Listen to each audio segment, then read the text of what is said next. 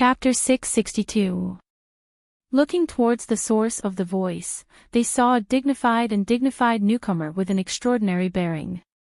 This was none other than Ning Cheng's little sister, Emperor Tianhui's youngest noble consort, the current grand concubine Ning'an. Unlike Ning Jing's shrewdness, Ning'an was a reserved and mature woman. Although she was Ning Cheng's little sister, she looked more like an elder sister. Chu Qingge was the Empress Dowager, while she was the grand concubine. Although Chu Qingge's clothes were extravagant and luxurious, Ning An's were plain and simple. She had the bearing and dignity of a head of the imperial harem. She was quiet by nature, but not an obedient person.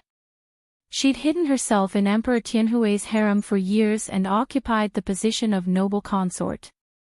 She didn't fight for it, kept her mouth shut, and never caused any trouble. "It's so late, but you're still out for a stroll?" Ning Qing asked. He treated Ning indifferently from Ning Jing and Ning Nua, because Ning An's steadiness made him feel completely at ease. "I came specifically to find you." "I heard about Empress Shui's affairs," Ning'an said. "It's nothing major." "I had no intention of keeping Chu Tianyin around," Ning Qing said. Although he was reluctant to part with the Chu clan troops, he wouldn't leave someone he couldn't trust by his side for the sake of an army. He'd been keeping an eye on Chu Tianyin over the past few days. Although he hadn't found anything suspicious, he still couldn't stop worrying. He couldn't bear to give the Chu clan troops to Long Feiyi for nothing either, so handing them over to Western Zhou and destroying them was the wisest choice. Ning'an drew closer and looked at him seriously. "Even the Duke of Qin can't mess up your plans. Why did you lose your temper over a single needle?" "My subordinates didn't do their jobs well, so your lordship was simply teaching them a lesson," Ning Qing said coldly before turning to leave. "Really?" Ning'an asked. "It's getting late. You should go back and rest. You should plan well about what I told you last time. Your lordship doesn't want her to live past this year," Ning Qing instructed coldly. "I've already made arrangements for that," Ning'an pressed. "What do you want that needle for? You still have a plan." Ning Qing finally lost his patience. "Do your job well. I don't need to explain my business to you." "Big brother." Ning Qing was anxious. Unfortunately, Ning Qing ignored him and strode away. Ning'an couldn't help but shake her head. Ever since her parents passed away, she and her brother had worked together to support the world. In the past, whether it was the Chamber of Commerce or the various affairs of the clan, Big Brother would always look for her to discuss. This was the first time her brother had been so rude to her. How could she have the ability to control him? She was only worried that the golden needle would not only ruin his plans, it would also hurt his heart. "Mistress, the people sent by Miss Jing are still waiting outside the palace. Are you going to meet them?" the palace maid asked in a low voice. "I won't see him," Ning'an said indifferently. "This isn't appropriate, right?" The palace maid was a little worried. "She wants me to speak up for her in front of Ning Wang. Look at Ning Wang's expression just now. Do you think this consort can still speak up for him?" Ning An's tone was very calm, but the servant girl was too scared to say more. "Yes, this servant will send him away right away." Once the palace maid was far away, Ning'an chased after her. As the older sister, she could be considered an experienced person. She didn't want to see her sister's efforts go to waste. "Tell Jing that enduring for a year is better than enduring for a lifetime," she said. For better or worse, Jing had chosen herself. She'd only have to suffer for a year. Back then, Ning'an had no choice. Her only choice was to take the medicine so that she wouldn't be able to bear children for the rest of her life. She wouldn't fight for favor or power. Thus, she could devote herself to worshipping Buddha in Emperor Tianhui's harem and pass her days peacefully. Ningen took out a green jade hairpin and said, "The eldest sister is the mother. This counts as my dowry for her. I won't be attending the wedding." After the palace maid withdrew, Ningen gave a long sigh. She only hoped that there were still descendants of Western Qin's imperial clan left to live up to the Ning clan's loyalty. The only descendant of Western Qin's imperial clan was currently sitting in the East Qin crown prince's carriage. Despite her intelligence, she was still clueless about everything. Currently, Han Yunxi and Long Feiyi were on their way back to Yaoshui Prefecture. Duanmu Yao and Emperor Kong Cheng's reactions were within their expectations. Han Yunxi said, "Ningqing only has one path to take. He'll push all the blame onto the Chu clan and hand Chu Tianyin over to Emperor Kongqing." Long Feiyi nodded. "What about the two elders of the Chu clan? Of course he's keeping them. Without them, what can he use to threaten Chu Tianyin, the filial son?" Han Yunxi smiled. If Chu Tianyin died in Emperor Kong Cheng's hands, then so be it. But what if he didn't die? He was still a descendant of the Nether clan. Long Feiyi took Han Yunxi's hand and patted it lightly. "You're getting smarter and smarter." "I've always been smart, all right," Han Yunxi said proudly. Long Feiyi was startled, then he burst into laughter. He'd seen many narcissistic women, but he didn't dislike this one. No matter how narcissistic she was, it was still self-confidence. Han Yunxi reminded him seriously, "Long Feiyi, if you really do manage to save those two old things, you absolutely must keep them in your hands." "You're getting more and more despicable," Long Feiyi said. "I've always..." Han Yunxi came to her senses halfway through her sentence and looked over disdainfully. "There's nothing I can do about it. Those who get close to ink are stained black." Uncle Gao almost went astray when he heard their conversation. It was rare for these two masters to only use their mouths instead of their hands. From what he could tell, His Highness Duke of Qin was at a disadvantage. Although they were chatty, they still had to talk business. The fate of the Chu clan lies in Chu Tiannin's hands. "Life and death are in his hands," Long Feiyi said. Chu Tianyin was in the most difficult position. Not only did he have to face the enmity of Emperor Kongqing and Duanmu Yao, but he also had to face Ning Cheng's suspicions and Long Feiyi's test. If he wanted to kill his way out of these three predicaments, he had to make a choice. It all depended on what he left behind and what he gave up. Long Feiyi was still looking forward to Chu Tiannin's actions. After all, he was the one who'd thrown Tianning into chaos.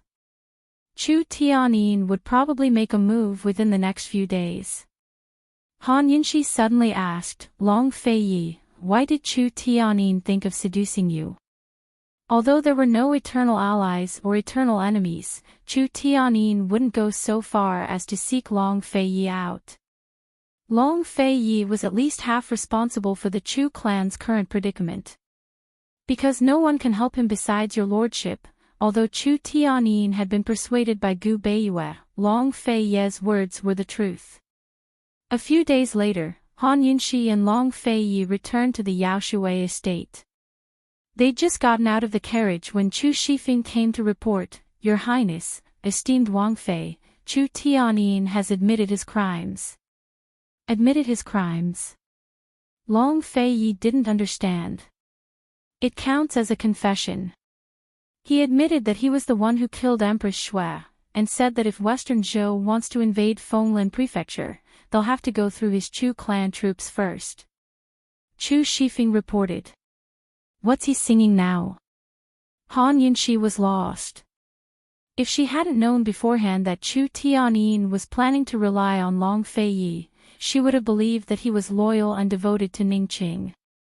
Ningqing hadn't even tried to shift the blame, but Chu Tianyin had taken it all on himself. "Interesting, let's wait and see," Long Feiyi was intrigued. After eating some food in the courtyard, Han Yunxi hastily went to bathe and catch up on sleep. Long Feiyi naturally headed for Gu Beiyue's quarters. Did you give Chu Tianyin the idea? Long Fei Yi asked. Gu Beiyue shook his head. If he can't even solve a problem like this, there's no need for your highness to keep him around. Long Fei Yi was waiting for this answer. He sat down and poured himself a cup of tea. Gu Beiyue smiled. Your Highness Duke of Qin, is there anything else you want to discuss? Long Fei Yi wouldn't sit down unless he had something important to discuss. Every time, he'd leave as soon as he finished speaking without another word.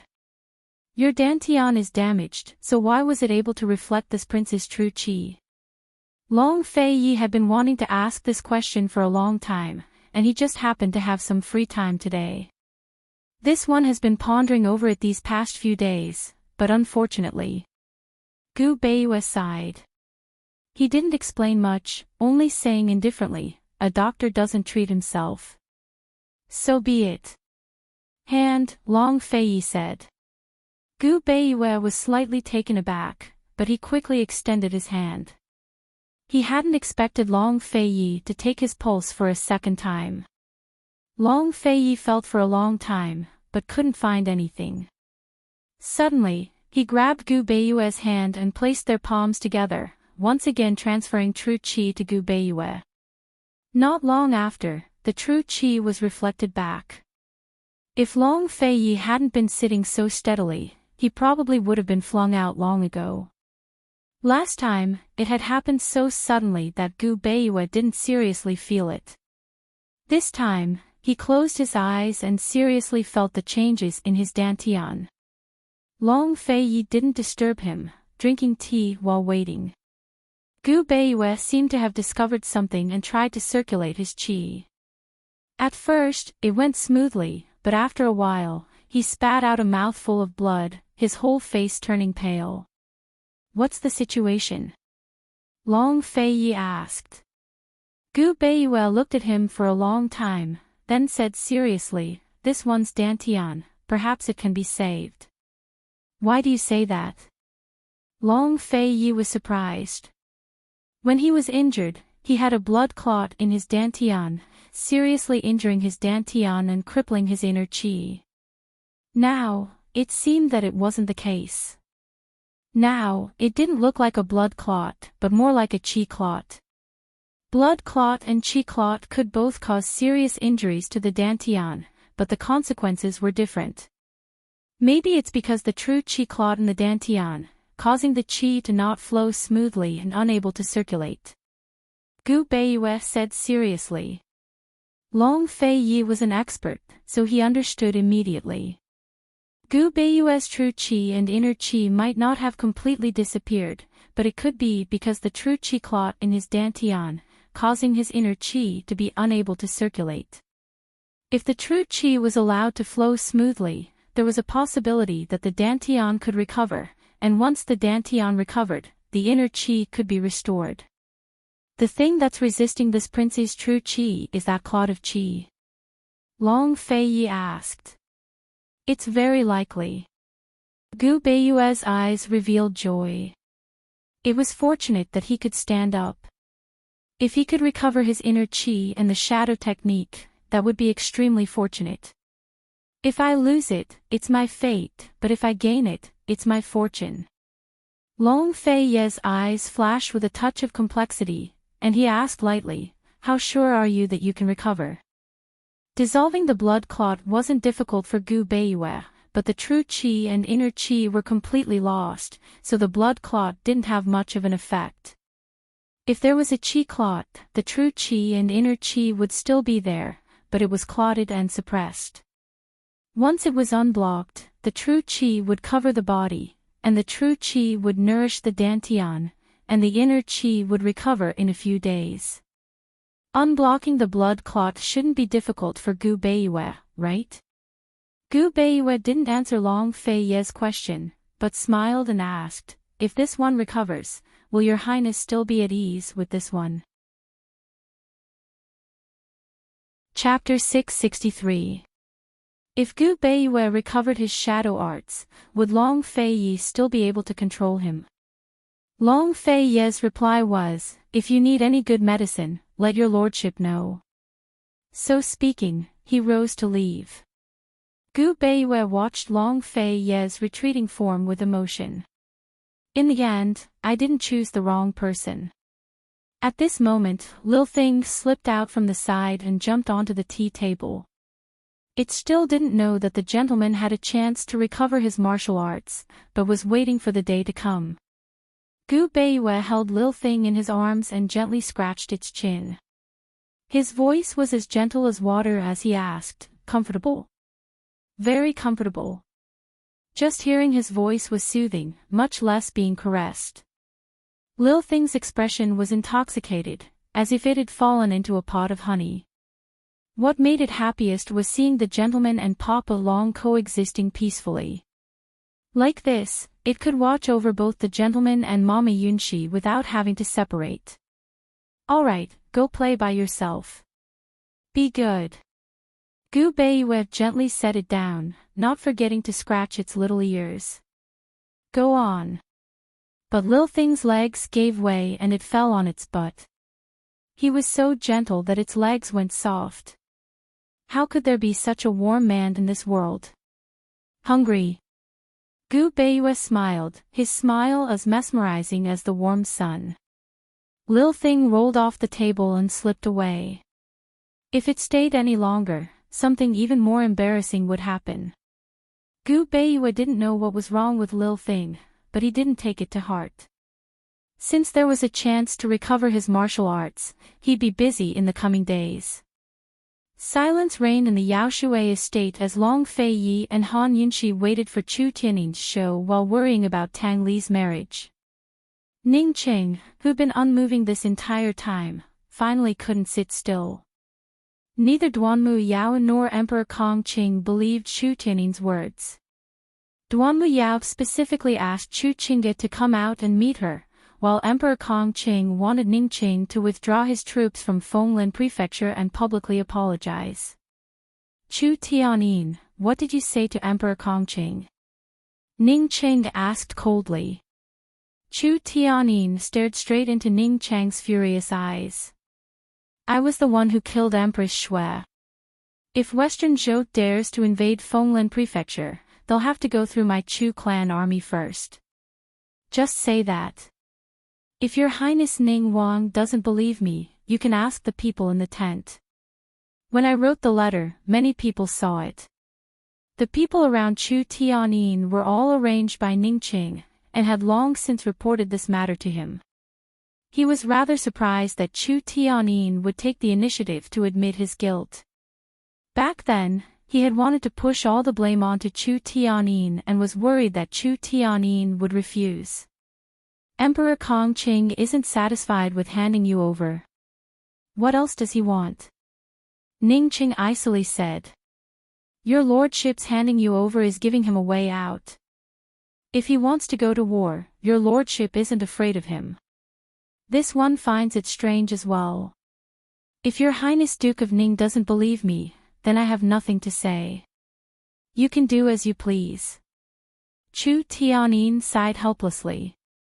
"Duke of Ning, this one took the initiative to take the blame in order to clear your name. After all, Empress Shui was imprisoned in the Chu clan army this entire time.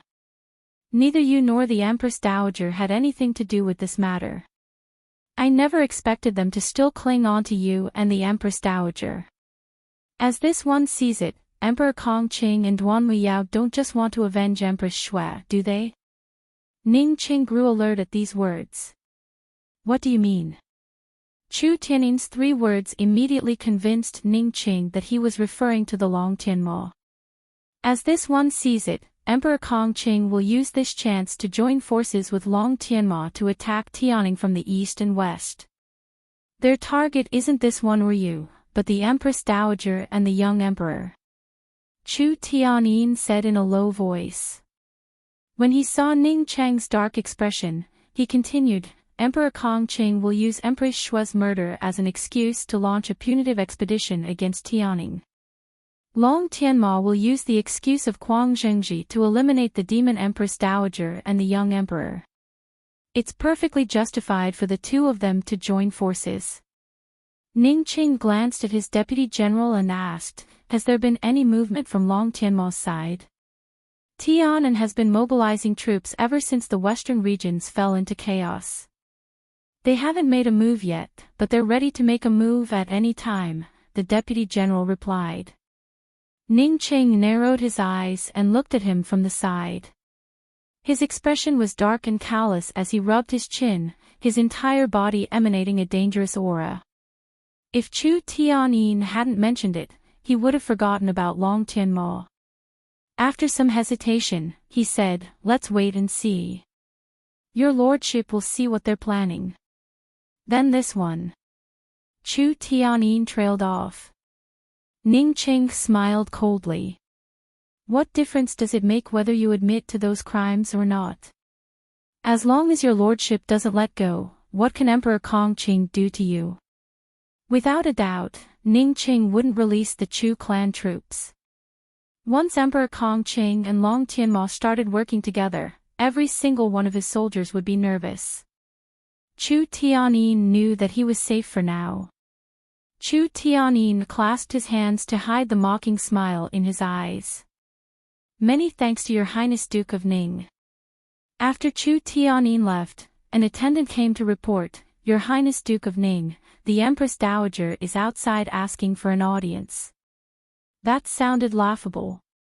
The Empress Dowager wanted to see the Prince Regent, but she had to wait outside. But that was the rule in Tianning Palace. "I won't see her." Ning Qing felt annoyed at the sight of Chu Qingge. 3 days later, Ning Qing didn't give Emperor Kongqing or Duan Muyao any response. Emperor Kongqing couldn't bring himself to lose face, so he angrily ordered 10,000 troops to attack Fenglin Prefecture. Just like that, war broke out again. Ning Qing didn't fear Western Zhou's troops at first. Since he didn't have to worry about Northern Li, he wanted to concentrate most of his troops against Western Zhou and end the war quickly. But Chu Tian'an's reminder forced him to increase his guard against Tian'an country. He could only accompany Western Zhou and slowly fight while keeping an eye on the situation.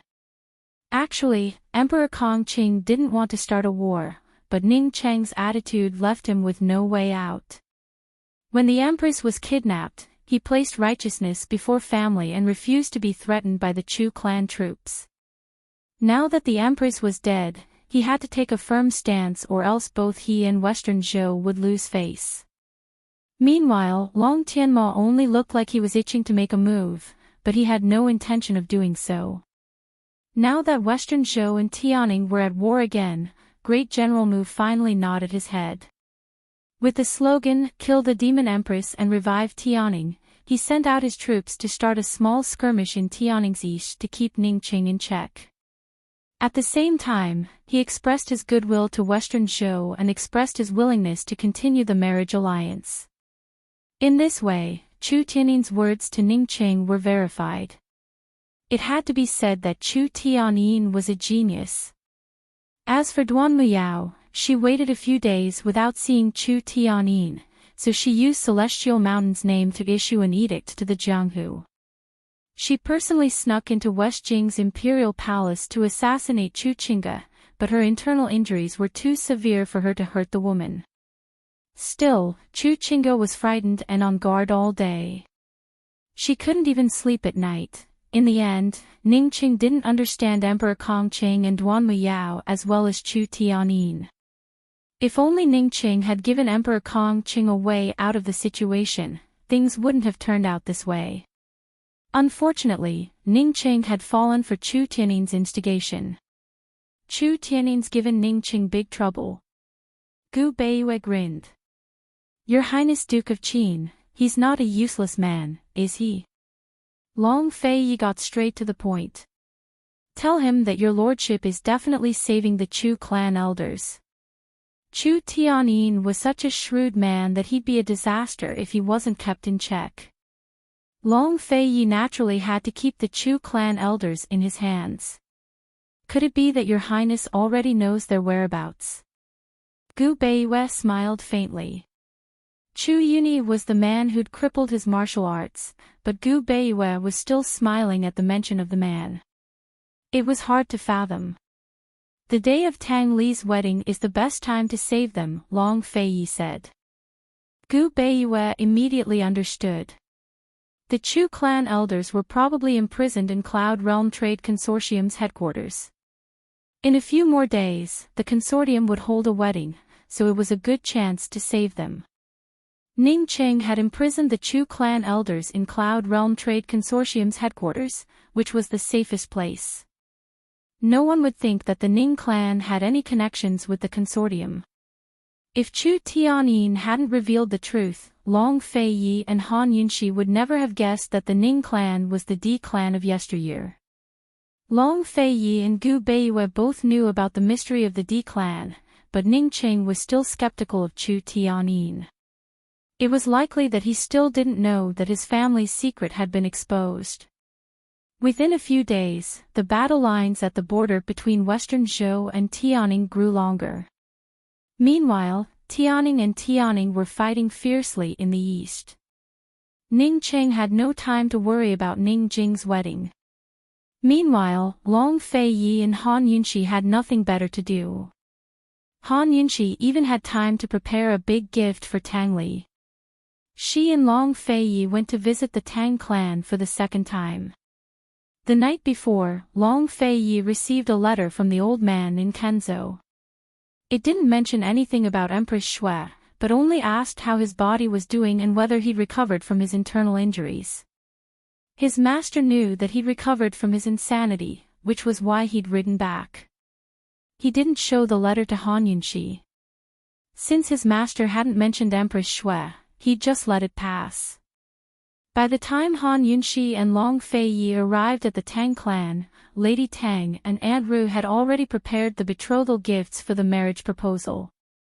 There were 10 Tang clan assassination weapons in total. One of them was the pear blossom rain needles that had run out of needles, while the other 9 were just ordinary weapons. According to Cloud Realm Continent's customs, the groom would go to the bride's family to propose marriage. The groom's mother would have to bring along 2 characters and a fortune teller to confirm the date of the marriage. This was a once-in-a-lifetime chance to enter Cloud Realm Trade Consortium's headquarters. How could Long Feiyi and Han Yunxi pass it up? Lady Tang had long left 2 spots open for Long Feiyi and Han Yunxi to disguise themselves and go together. Unfortunately, Aunt Ru had second thoughts. As I see it, Yunxi shouldn't go. Han Yunxi looked at her doubtfully. Aunt Ru actually called her Yunxi. They weren't that close, were they? Before Han Yunxi could speak, Long Feiyi asked, why? It's useless even if she goes. Why don't we have Chu Shifeng go instead? He can help when the time comes to save people. Aunt Ru's words weren't without reason. Han Yunxi didn't have the skills to help Long Feiyi save the Chu elders. Frightened, Chu Shifeng quickly refused. No need, no need. This subordinate only needs to follow His Highness when the time comes. There's no need to familiarize myself beforehand. What a conscientious subordinate. Han Yunxi immediately forgave him for cursing her in the past. It's settled then. Everyone go rest, we'll leave first thing in the morning tomorrow. Lady Tang smoothed things over. Although she wasn't satisfied with her daughter-in-law, she was still very happy that her son was finally getting married. The crowd was about to disperse when Long Feiyi stopped them all with a single sentence. Chu Shifeng, stay here and find out just who colluded with Duanmu Yao to reveal the location of the Yao Shui estate. Chapter 664. Someone's colluding with Duanmu Yao. Everyone was stunned by Long Fei's words. Tang Zijin, who'd been silent all this time, suddenly rose to his feet. Someone from the Tang clan. It can't be one of your lordship's men, right? Long Feiyi retorted. Just what's going on? Tang Zijin had dearly hoped that Long Feiyi would marry Duanmu Yao. That way, he could not only control Celestial Mountain's power, but borrow Western Zhou's strength as well.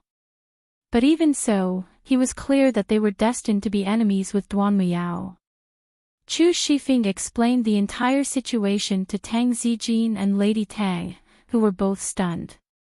Compared to their own clansmen, they trusted Long Fei Ye's Yaoshui estate more. They wouldn't dare to collude with Duanmu Yao or reveal any information. After all, Long Fei Yi was a ruthless man when it came to disciplining his subordinates. The Tang clan, on the other hand, was more talkative. But there aren't many people who know the location of the Yaoshui estate. Lady Tang mused. Lock up everyone who knows and interrogate them one by one. I refuse to believe we can't get anything out of them. Tang Li pressed his tongue against his lips as he narrowed his eyes, emanating a dangerous aura. Are they tired of living by colluding with Duanmu Yao? Right, interrogate them one by one. We'll use that. What's his name? Lady Tang didn't remember, but Han Yunxi reminded her. Rat, right. Rat torture. That's the one. Lady Tang rejoiced and gave Han Yunxi a look that said, you know what I mean. We'll definitely get something out of them with rat torture. Aunt Ruth stood on one side, her lips pursed in a rare moment of silence.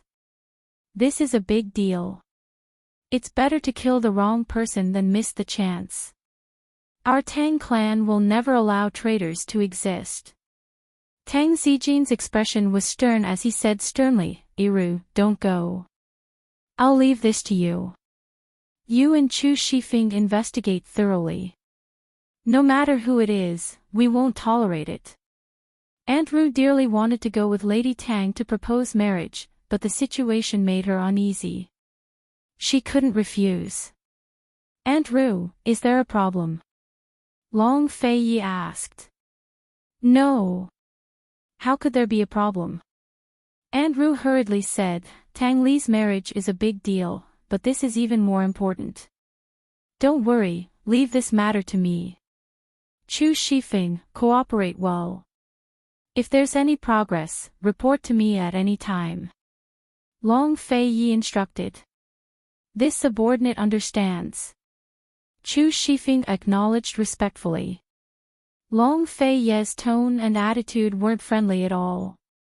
However, no matter what, Tang Zijin no longer dared to use his status as an elder to pressure him.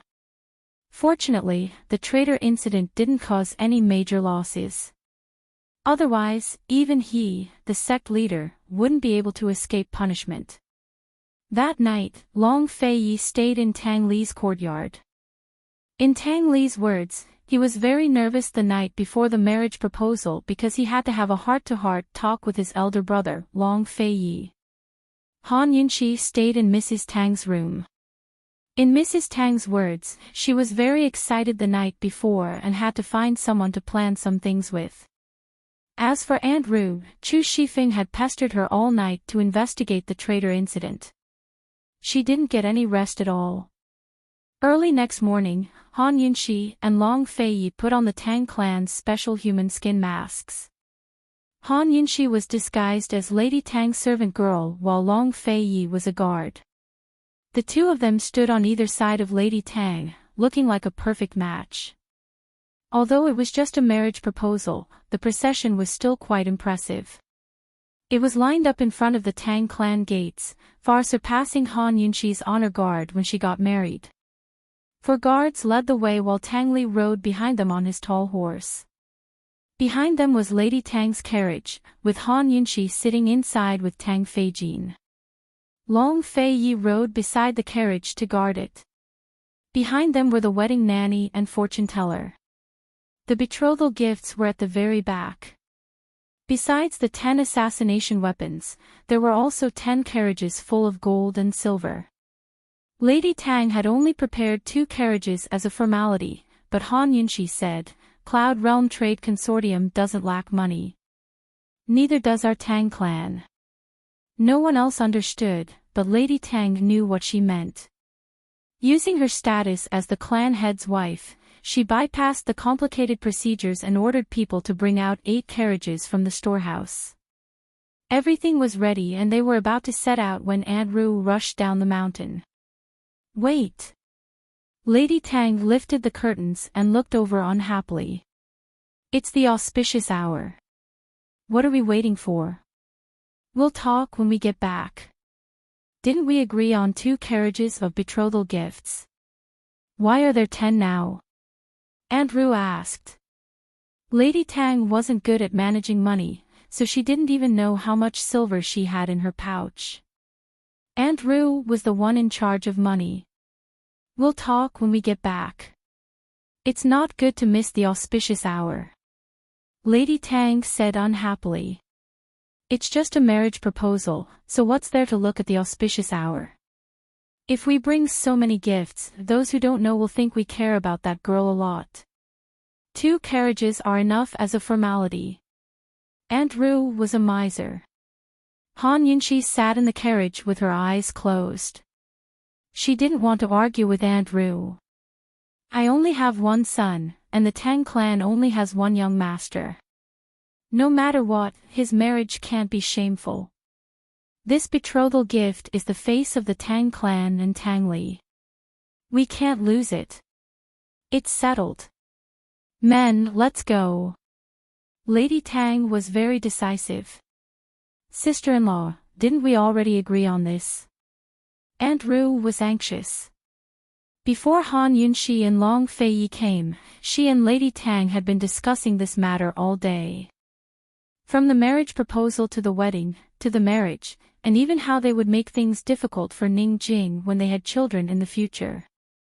She gave Lady Tang many brilliant ideas, and Lady Tang accepted them all. They were just about to propose marriage, so why did she change her mind? What did Han Yunxi and Lady Tang talk about last night? Even if we agreed, it can change, Lady Tang said in a low voice.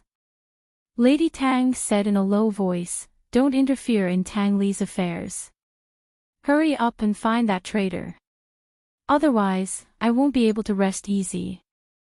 With that, Lady Tang lowered the curtains and the carriage set off. Aunt Rue watched in a daze, and her heart became more and more uneasy. Although Mrs. Tang liked to argue with her on some small matters, she would still listen to her on important matters.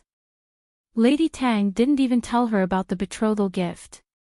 Ever since her sister, Tang Yuan, passed away, she had taken over her sister's role in investigating the perplexing butterfly illusion. She didn't have any say in other matters of the Tang clan.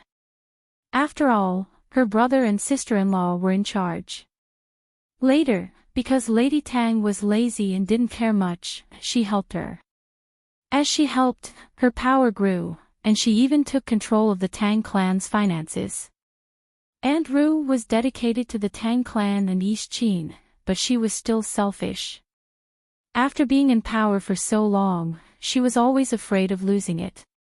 She was already the second in command of the Tang clan, after Tang Zijin. She didn't want to fall to 3rd or 4th. At first, she was wary of Tang Li's wife, worried that the future young madam would take her place and take over Lady Tang's affairs. After Tang Li and Ning Jing's marriage was confirmed, she secretly exhaled in relief. Ning Jing would never be able to win Lady Tang's trust. But she never expected Han Yunxi to stick her foot in. It looked like she had to find a way to deal with that woman quickly, both for public and private reasons. Han Yunxi's group traveled for 3 days before Cloud Realm Trade Consortium sent a guide to show them the way. After rushing north for a few days, they reached a large canyon. The further north they went, the thicker the snow. In the south, the grass was long and the orioles were flying. Flowers were blooming everywhere, making it seem like summer. But in the north, especially in the mountainous regions, it was still chilly and the ice was beginning to melt. Before entering the canyon, the guide stopped and whistled to summon a group of black-robed attendants. What's the meaning of this? Tang Li grew wary. Young clan head Tang, please don't blame them. They're here to lead the horses. Please cover your eyes. It'll only take an hour to reach 10,000 Commerce Hall, the guide said respectfully. They didn't want them to know the way into the canyon, did they? But they'd only come to propose the marriage today for the sake of the medicine.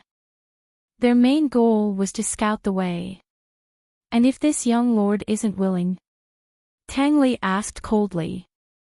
He sat atop a tall horse, his eyes cold and disdainful. Although his snow-white robes made him look like an immortal, his expression was that of an ignorant and incompetent hedonist. The guide couldn't understand why President Jing had been so blind to take a liking to such a person. He didn't dare to slight his future son-in-law. Young Lord Tang, please calm your anger. These rules aren't aimed at you, but are set by Cloud Realm Trade Consortium. Anyone outside of 10,000 Commerce Hall, even if they're on our side, must be blindfolded when entering the canyon. I hope you'll forgive us. How big is this canyon? Do we have to walk for an hour? Tang Li's expression was impatient, but he was testing the waters. The guide was smart enough to answer, the mountain roads are difficult to traverse. Walk slowly and be careful. In other words, we don't need an hour if we're fast. Tang Li asked again. The guide avoided the question. Young Lord Tang, let's hurry into the canyon. President Jing and the rest are already waiting for us. She can't wait. Tang Li chuckled, his tone full of ridicule. The guide was furious. President Jing was such a good woman, so how could she be stuck in a pile of cow dung and humiliated like this? The guide almost couldn't take it anymore, but in the end he suppressed his anger and pretended not to understand. Patiently, he urged, Young Lord Tang, let's go. Then let's go. Men, set out. Tang Li purposely ignored the blindfold, while Long Fei Yi watched from behind, mulling over the guide's words. Han Yunxi and Lady Tang, on the other hand, were laughing up their sleeves in the carriage. Tang Li was so good at acting that they even wanted to give him a good beating. The guide couldn't bear it anymore and ordered the black-clothed attendants to stand in front of the carriages. Young Lord Tang, I heard that your mother has asked someone to calculate the auspicious time for the two families to meet. If you delay any longer, I'm afraid that the auspicious time will be missed.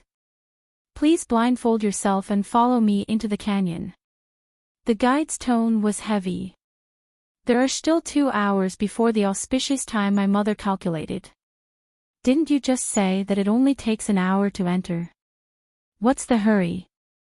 In my opinion, let's rest here for an hour, and then we can enter the canyon. Tang Li said and waved his hand. Men, rest here. Bring me my wine. Should they go or not? The guide was eager to let these people go as soon as possible. President Jing wouldn't marry a playboy like Tang Li. However, he couldn't make the decision. Moreover, if he didn't take them to Wan Commerce Hall, it would be all his fault if his superiors blamed him. He sent someone back to report the situation here to President Jing, while suppressing his anger and patiently persuading him. Who knew that no matter how he persuaded, Tang Li wouldn't accept blindfolded entering the canyon? Ning Jing was already in a bad mood, and after learning about this, her whole person was in a bad mood. Whether they come or not, don't rush them. I'd like to see how long they can wait and see who is begging whom. She ordered coldly. Chapter 665. After receiving Ning Jing's orders, the guide felt like he'd vented his anger. He stopped trying to persuade Tang Li and smiled. Then young clan head Tang, you should rest first. We'll continue once you're not tired. So speaking, he sat down on a rock on the side, looking like he was determined to waste time with them. Tang Li's mouth twitched. Actually, he didn't mind wasting time, but Long Fei Yi and Han Yunxi still had to rescue the 2 elders of the Chu clan. Tang Li glanced back at Long Fei Yi. It was up to them now. Long Fei Yi couldn't figure out much from the guide's answers. He had long sent people to follow them and familiarize themselves with the terrain, but they didn't know the situation inside the canyon. He was afraid that they'd alert the enemy if they followed them inside. Once Cloud Realm Trade Consortium's people were on guard, it'd be harder to rescue the two elders of the Chu clan. Thus, he had to use the most conservative method. Long Fei Yi coughed lightly, and Han Yunxi helped Lady Tang off the carriage. She didn't forget to secretly wink at him. Long Fei Yi's lips quirked up. Even if this woman was in disguise, she was still so mesmerizing when she blinked. Seeing his mother and Han Yunxi arrive, Tang Li continued his act. He quickly dismounted and shouted, "Mother, it's windy here. Why did you get off the carriage? Hurry and go back. Rest well. I'll have your daughter-in-law come pick you up later." Lady Tang glared at Tang Li before ignoring him and walking towards the guide. The guide quickly rose to his feet. "Lady Tang. This brother, my son, doesn't know any better. I ask that you don't lower yourself to his level for my sake," Lady Tang said seriously. The guide was flattered and bewildered, but Lady Tang quickly stuffed a large ingot of gold into his belt. "Just pretend that nothing happened just then. Don't tell anyone about it, either. Hurry up and bring the blindfolds. Let's enter the valley as soon as possible so that we won't miss the time." The guide touched the gold on his waist and knew that it wasn't light. He sneered in his heart. Young Master Tang didn't care about face, but Madame Tang still cared about it. If Tang Li continued to waste time here today, the Tang sect would be disgraced if word got out. "Madam, you're exaggerating. We didn't have anything to do just now. If you've rested enough, let's set off." The guide immediately gave in. Tang Li saw all of this. Although he did not understand the reason, he knew that there must be something wrong with the gold ingot. With his mother's temper, if he waited a little longer, she would probably turn back. Han Yunxi was really something. It had only been a few days, and she had already settled his mother. After dealing with his mother, would he still need to be afraid of his father? Thinking of this, Tang Li suddenly felt that he shouldn't think like this. Han Yunxi wasn't his wife, and it was useless to deal with his parents. With Long Fei Ye's protection, no one in the Tang sect would dare to bully her. "Why are you still here? If you miss the time, I'll punish you when we get back." Madame Tang scolded him fiercely when she passed by. Tang Li resentfully let the black-clothed servant put on the blindfold and didn't dare to say a word. The guide sneered at Tang Li's resentful appearance and whispered to the servant beside him, "Go and tell President Jing that young Master Tang is very afraid of Madame Tang. He's so afraid that he can't even fart. Madame Tang is afraid of missing the auspicious time, so she took the initiative to enter the valley." Would Tang Li be afraid of Madame Tang? In fact, Madame Tang was very nervous on the way back to the carriage. This was the first time she had yelled at Tang Li, and she couldn't bear to do it. After all, she had never raised her voice at Tang Li ever since he was born. She loved her son so much that her son's father was envious of her. After Tang Li and the others put on the blindfolds, the black-clothed servant led their horses forward. The guide secretly picked up the gold ingot at his waist, weighed it in his hand, and hid it in his sleeve with satisfaction. He didn't know until his death that it was this gold ingot that bought his life. The long line of marriage proposals soon disappeared into the canyon. The black-clothed servant was guarding the carriage, so Han Yunxi and Madame Tang couldn't talk for the time being. The two of them seemed to have endless things to talk about along the way, and they chatted day and night. Han Yunxi liked Madame Tang's temper, and Madame Tang liked Han Yunxi's character. Madame Tang secretly thought that if Han Yunxi wasn't Long Fei Ye's concubine, she wouldn't let Tang Li miss out on this daughter-in-law. More than half an hour later, the carriage stopped. The black-clothed servant took off their blindfolds and retreated. Han Yunxi lifted the curtains and saw that they were in the middle of a large garden. It was as large as Jiangnan's plum blossom garden. Could this be one of the gardens built in the canyon?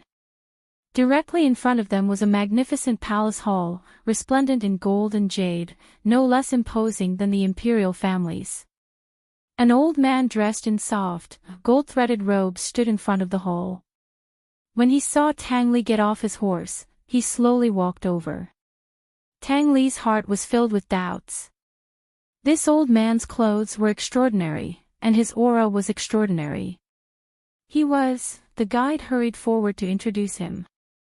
Old master, this is the young head of the Tang clan, Tang Li, young clan head Tang. This is our president Jing's father, the old head of Cloud Realm Trade Consortium. Ning Jing's father. The head of the D clan.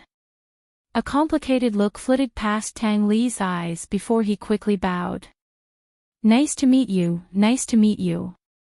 For Ning Jing's father to come to an event like this without her mother, she must have passed away. Tang Li didn't care, so he didn't ask. At this moment, Han Yunxi arrived supporting Lady Tang. The old head was very gentlemanly as he hurried over to greet them. I presume this must be Lady Tang. Precisely. Old President Ouyang, nice to meet you. Lady Tang was just as courteous. The two exchanged pleasantries for a while before the old head invited Lady Tang and the rest into the main hall. Han Yunxi accompanied Lady Tang inside while Long Fei stood by the door. The old head was about to enter when he turned back to see Long Fei standing by the door. He smiled and said, let's go in together. Old man's place is heavily guarded, please be at ease. These are the rules of the Tang clan. Just let him stand by the door, it's fine, Lady Tang explained. The old head didn't say anything more and entered the main hall. Han Yunxi was the last one to enter. She deliberately glanced at the guide and found that he had left from the side. She thought she would see Ning Jing, but she didn't expect that there was no one else in the hall except for the maidservants. The marriage was a big event, the parents' order and the matchmaker's words. It was inappropriate for Ning Jing, the party concerned, to be present. However, this marriage was too special. With Ning Jing's temper and behavior, it would be abnormal if she didn't show up. Tang Li didn't see anyone around, so he was a little disappointed. Today, he came to propose marriage. He only needed to show up, but he couldn't say anything. So he just sat quietly aside. Lady Tang and the old head talked politely. It was nothing more than some pleasantries.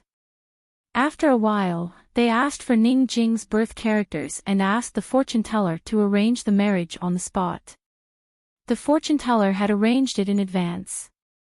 No matter what the birth characters were, he would calculate the result that satisfied everyone. Han Yunxi was puzzled. Ning Jing was only 19 years old. She was younger than Tang Li by 3 years. She originally thought that Ning Jing wasn't young. A young lady who could take charge of the Cloud Realm Great Assembly wasn't simple at all.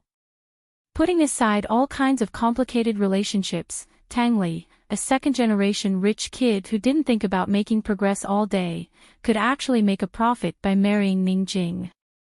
She sneaked a glance at Tang Li, wanting to mock him with her gaze. Who knew that Tang Li was distracted? The 28th of this month is an auspicious day. However, you must marry before noon. After noon, it's inauspicious, the fortune teller said seriously as he stroked his beard. The old head and Lady Tang both nodded without any objections. The fortune teller then talked about some taboo details. The two elders listened humbly and talked for more than an hour. Everything went smoothly. In the end, Lady Tang shot a look at the wedding nanny. Some things couldn't be said directly, so the nanny had to do the talking. The wedding nanny and old President Ouyang talked about the differences between their customs before finally bringing up the betrothal gifts. Old President Ouyang, these are the betrothal gifts from the Tang clan. There are 10 Tang clan assassination weapons and 10 carts of gold, silver, and jewels. The nanny patted the chest with a chuckle. The Tang clan is the most generous in-laws I've ever met.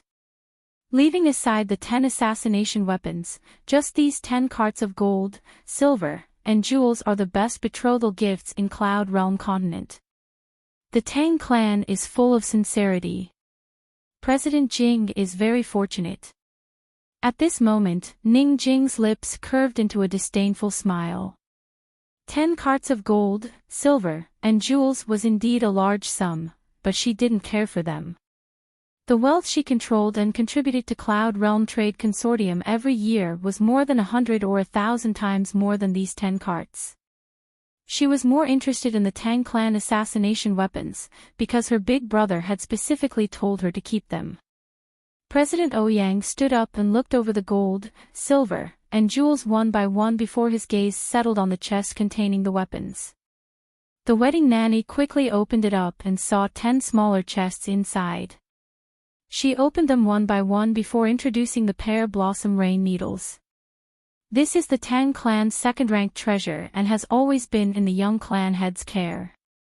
Today, we're using the pear blossom rain needles as betrothal gifts. It can be considered a token of young clan head Tang's sincerity. How considerate. President Ouyang's heart finally settled down. He was actually only Ning Jing's subordinate. Ning Jing had told him to put on a show and only told him to see the pear blossom rain needles or else the marriage was off the table. Can I marry Ning Jing if I don't have a heart? Tang Li suddenly broke into a careless laugh. Those who didn't know better would think he was being frivolous, but Lady Tang and Han Yunxi knew that Tang Li's words had a deeper meaning. He'd already used up all the pear blossom rain needles, so all that was left was an empty shell without a heart. President Ouyang only smiled without answering Tang Li, but Ning Jing couldn't take it anymore. Ning Jing had already ignored this man, but his words made her look towards Tang Li. Seeing Tang Li's sitting posture and expression, as well as his tone of voice, she felt even worse. She could bear it when she heard her guide's report, but now that she saw this man's true face, she couldn't bear it anymore. How could she have been so blind back then? Besides his white robes, which part of this man looked like a banished immortal? Which part of him looked so handsome? How was she supposed to face him for an entire year? And she had to stay in the Tang clan. Ning Jing finally couldn't take it anymore. She walked out and asked coldly, Tang Li, if I say no, are you not going to marry me? Chapter 666. Just like the first time they met. She was dressed in a white male outfit and her hair was tied up with a hairband. She didn't wear any complicated hair accessories and looked neat and tidy. At first glance, she looked like a suave and handsome young master from a rich family. But at a closer look, one could tell that she was a girl. Her facial features were too distinctive. She was barefaced and clean. This was the first time Han Yunxi saw Ning Jing. Hearing about her was not as good as seeing her in person. She suddenly wanted to see how Ning Jing would look like when she got married with a phoenix coronet and robes. She would definitely be beautiful. However, Han Yunxi didn't overlook Ning Jing's calm and experienced aura. The more she looked at Ning Jing, the more she felt that Ning Cheng and Ning Cheng looked alike. She didn't know if it was because she knew about their relationship beforehand or because the siblings really looked alike. Mrs. Tang was also meeting her future daughter-in-law for the first time. She whispered, "She looks like Li, Han Yunxi laughed secretly and didn't say anything. They sized up Ning Jing, but Ning Jing treated them as air. She only had eyes for Tang Li and walked towards him casually. Tang Li looked at this woman and the scenes of that night flooded his mind uncontrollably. His ears were actually burning. Ning Jing stood in front of Tang Li and only then did Tang Li regain his senses. He wanted to stand up but Ning Jing was standing too close to him and blocked his way. What was the meaning of this? She was going too far. Mrs. Tang couldn't stay calm and was about to speak when Han Yunxi pressed her shoulder to calm her down. Tang Li wasn't easy to deal with. He simply sat down and supported his head with his hand. He raised his eyebrows and looked at Ning Jing with a frivolous smile. Long time no see. Did you miss me? Ning Jing's hands that were hidden in her sleeves slowly clenched into fists. She almost punched him, but fortunately, she controlled herself. She looked down at him from above and asked coldly, "You haven't answered my question." Tang Li asked with interest, "How did you know that I didn't bring my heart?" He placed one hand on his chest and hooked his finger at Ning Jing with the other. He smiled mischievously. "Come, I'll let you touch it. It's hot." In the silence, everyone present could hear the sound of Ning Jing's fists clenching. For the first time, Mrs. Tang knew that her son was so good at flirting with women. Han Yunxi's mouth twitched. She didn't know what was good about Tang Li. They had achieved their goal of exploring the path today, so there was no need for Tang Li to pretend anymore. It was best to finish the discussion quickly and go back to prepare for the wedding.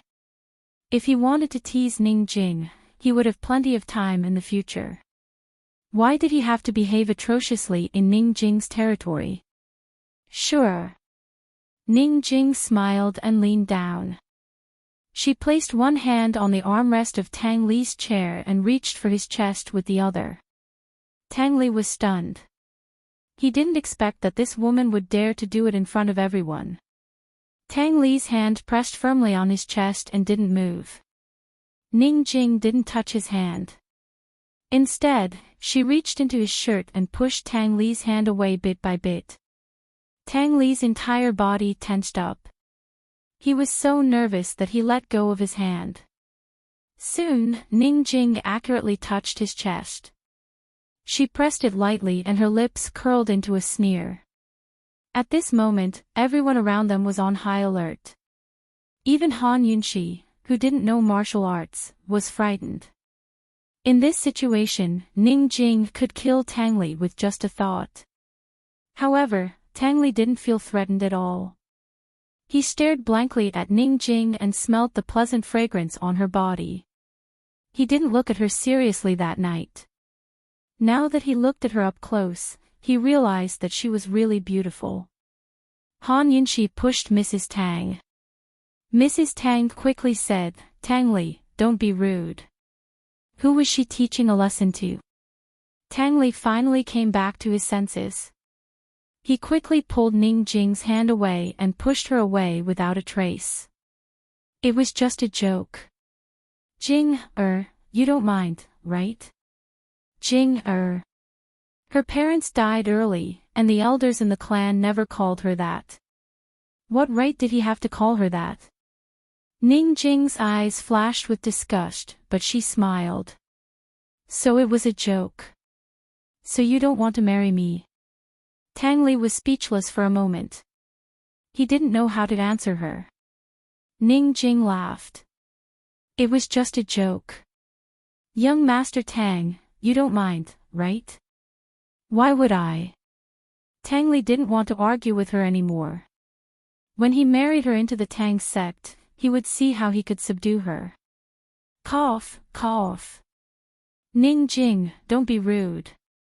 Why don't you come and greet Mrs. Tang? President Ouyang finally spoke. Ning Jing quickly turned around and bowed to Mrs. Tang.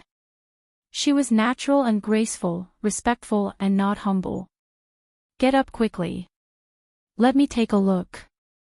Mrs. Tang held back her anger and was very enthusiastic. She took Ning Jing's hand and looked at her seriously. What a beauty. Zuihua, don't you think so? Zuihua. Han Yunxi almost didn't realize that she was calling her. Yes, yes. Young madam and young master are a perfect match. Han Yunxi said in a low voice. The wedding nanny also came over to praise them. Ning Jing just smiled and didn't say anything. The matters of the marriage proposal were basically settled. Mrs. Tang didn't want to stay any longer. After chatting for a while, she got up to leave. Ning Jing didn't go out to see them off. Tang Li stood at the door, looked back, and said affectionately, Jing, wait for me to marry you. Outside the door, the mountains were as dark as ink. Tang Li was a touch of white in the ink. His gentle smile was fixed in the ink painting and in Ning Jing's mind. This scene was Ning Jing's deepest memory of Tang Li in her life. After they left, Ning Jing began to count the betrothal gifts. She picked up the pearflower storm needles and pondered for a long time, but couldn't figure out how to use it. She didn't know if it directly activated the mechanism or if there were other procedures. Although she wanted to try activating the mechanism, she didn't dare to. She knew that the pearflower storm needles were the core, which meant that there was a limit to the number of needles hidden inside. This thing was what Ning Jing wanted, so she shouldn't bother with it. She looked at the other hidden weapons, but she couldn't understand them. Come, give all these to the clan head. Be careful. If you break them, be careful of your heads. She checked the 10 carriages of gold, silver, and jewelry one by one. Each carriage had 10 boxes, so 10 carriages had 100 boxes. She estimated the value of these betrothal gifts. Miss, the Tang sect is so generous. That wedding nanny was right. This is definitely the best betrothal gift in the world. The servant girl smiled. Ning Jing glared at her with a straight face, and the servant girl immediately shut up. However, Ning Jing's lips unconsciously curled up slightly. She originally thought that the Tang sect wouldn't give any more betrothal gifts other than hidden weapons. She didn't expect them to give so many. The betrothal gifts were the face of the in-laws, but it was also the in-laws' respect for her. Her marriage to Tang Li was special, but no matter how strong Ning Jing was, she couldn't help but feel soft in her heart. After all, this was the only time in her life she would marry.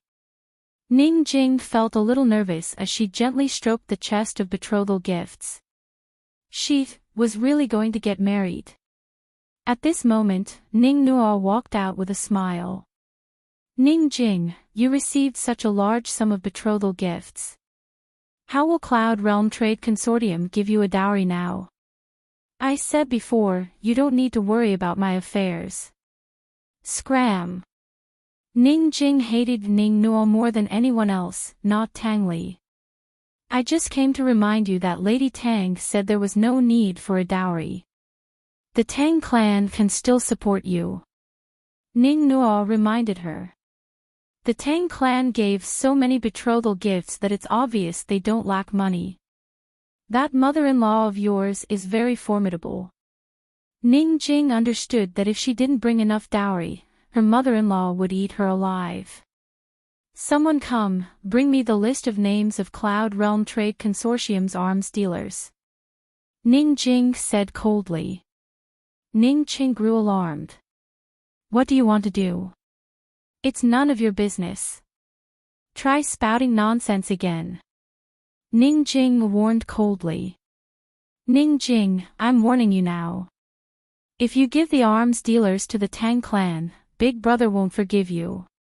Ning Nuo grew serious. Who said anything about giving them away? Cloud Realm Trade Consortium accepted the betrothal gifts, but the dowry is mine to keep. The Tang clan's assassination weapons have never been leaked to outsiders. As I see it, this is a chance. Ning Jing mused. Perhaps she could sell some of the Tang clan's smaller weapons and weapons for a big business. This is a good idea. Ning Nuo understood her intentions. After Lady Tang's group left the gorge, they didn't go far before turning off their pursuers. Long Fei Yi and Tang Li sat in the carriage as well. With Ning Jing's personality, her dowry wouldn't be gold, silver, or jewels. Besides money, Cloud Realm Trade Consortium's most valuable assets are their shops. They have a very complete business chain in all trades. Han Yunxi analyzed. Ning Jing wouldn't marry into the Tang clan for nothing. If she wants to gain benefits from the Tang clan, she'll have to target their assassination weapons. The arms dealers are her first choice.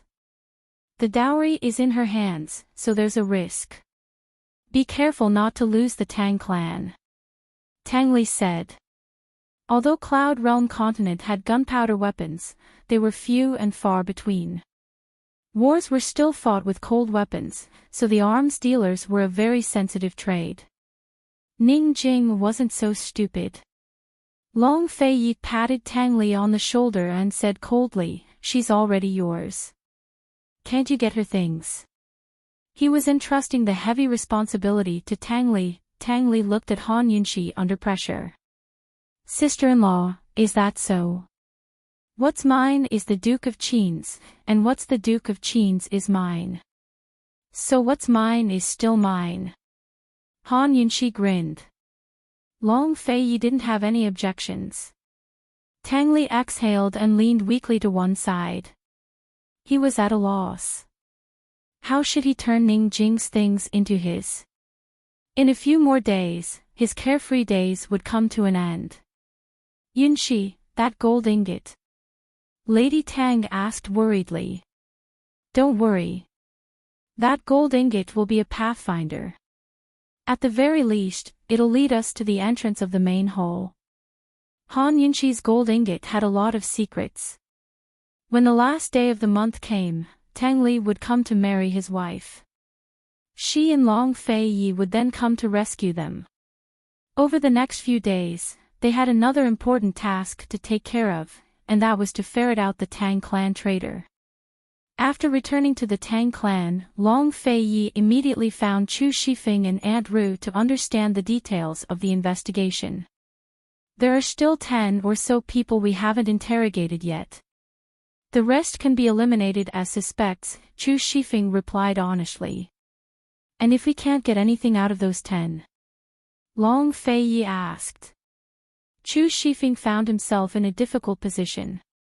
This subordinate doesn't know everything about the Tang clan, so I'll have to ask Aunt Ru for advice.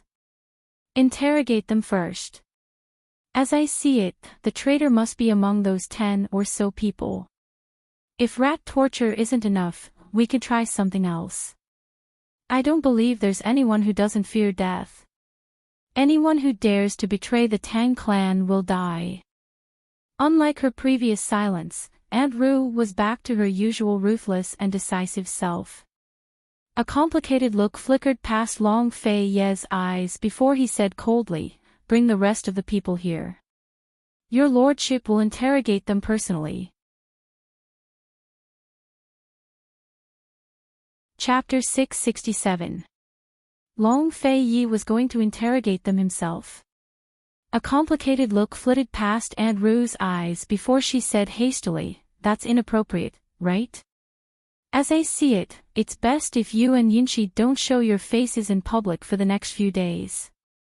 Since there's a traitor, it's inevitable that they'll leak information about your relationship with the Tang clan." Aunt Ru seemed to regret her words as her expression turned vexed.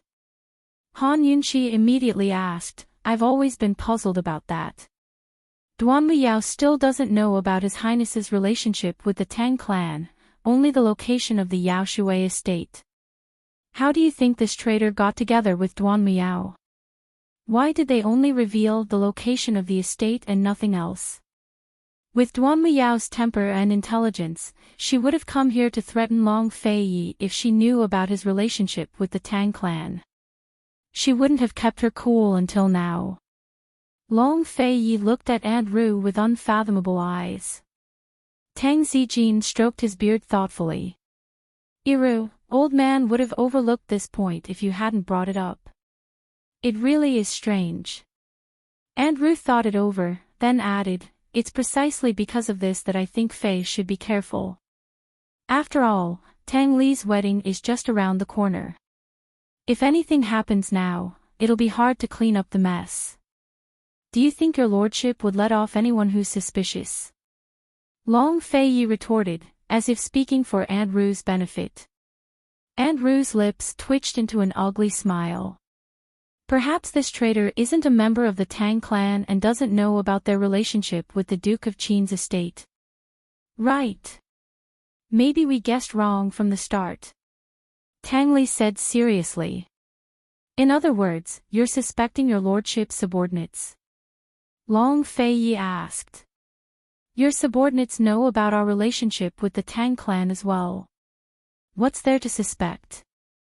Han Yunxi retorted. Yao Shui's location has always been a secret. I refuse to believe that Duanmu Yao would stumble upon it by accident. Furthermore, she was there at such a coincidental time.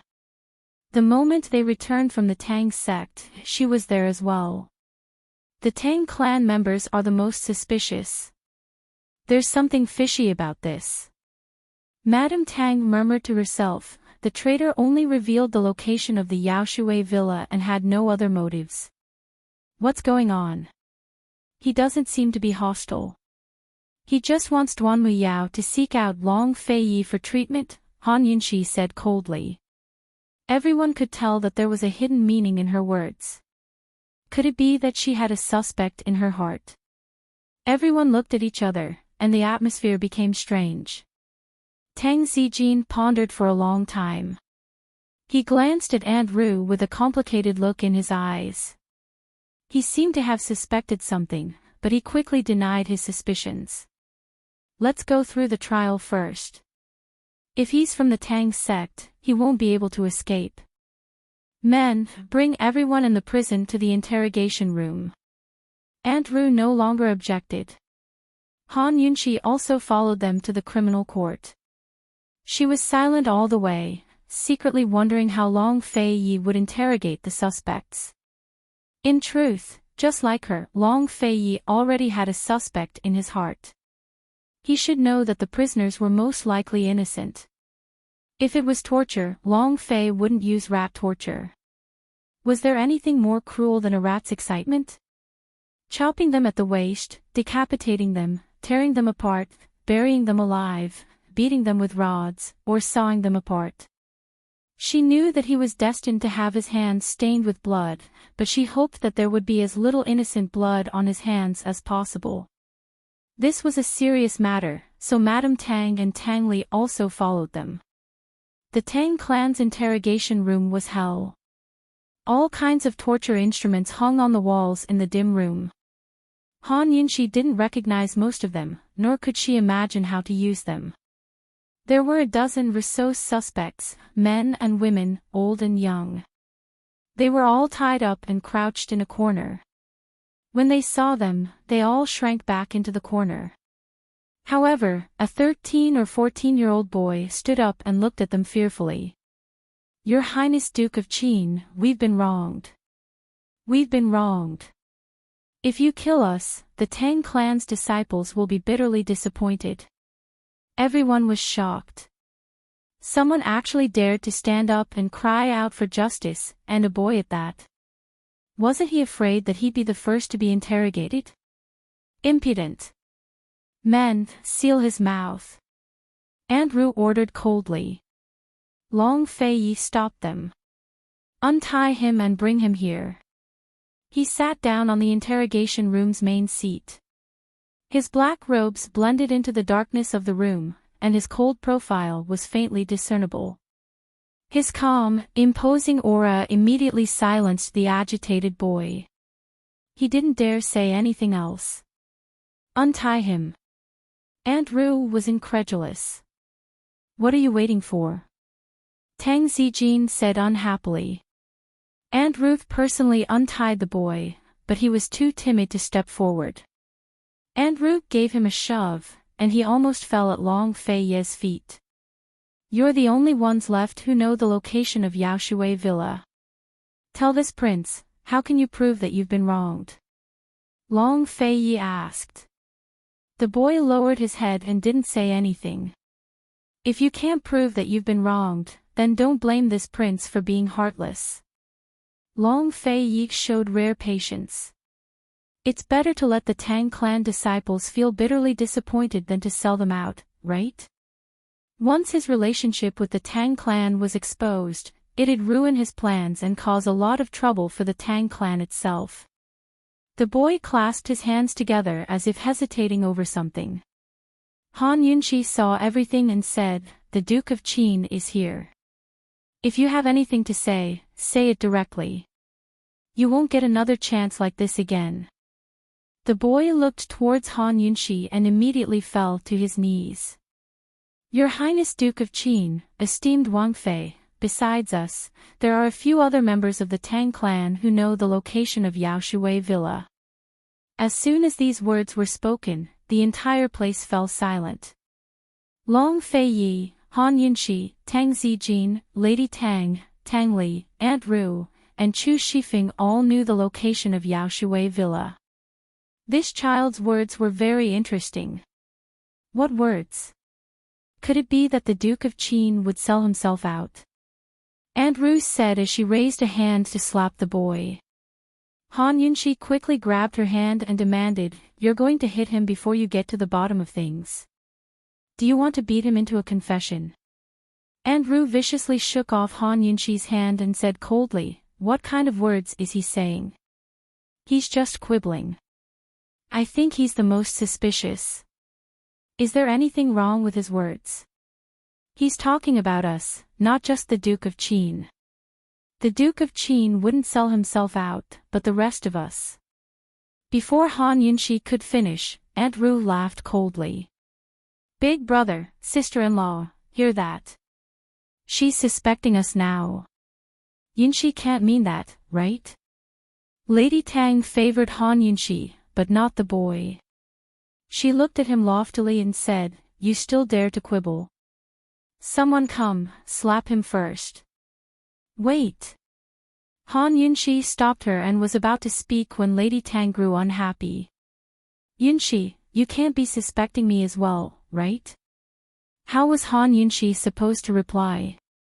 She suspected Aunt Ru. But there was no proof. Words were useless. "If even you're suspicious, then Big Brother and I won't be able to escape suspicion either." "Oh, that's right, there's Tang Li too." Aunt Ru feigned a helpless expression. Long Fei Yi hadn't spoken up this entire time because of this misgivings. Words were useless and would only alert the snake in the grass. Han Yunshi was very smart, but her soft-heartedness only made her stupid. Yunshi's meaning is to convince these people, right?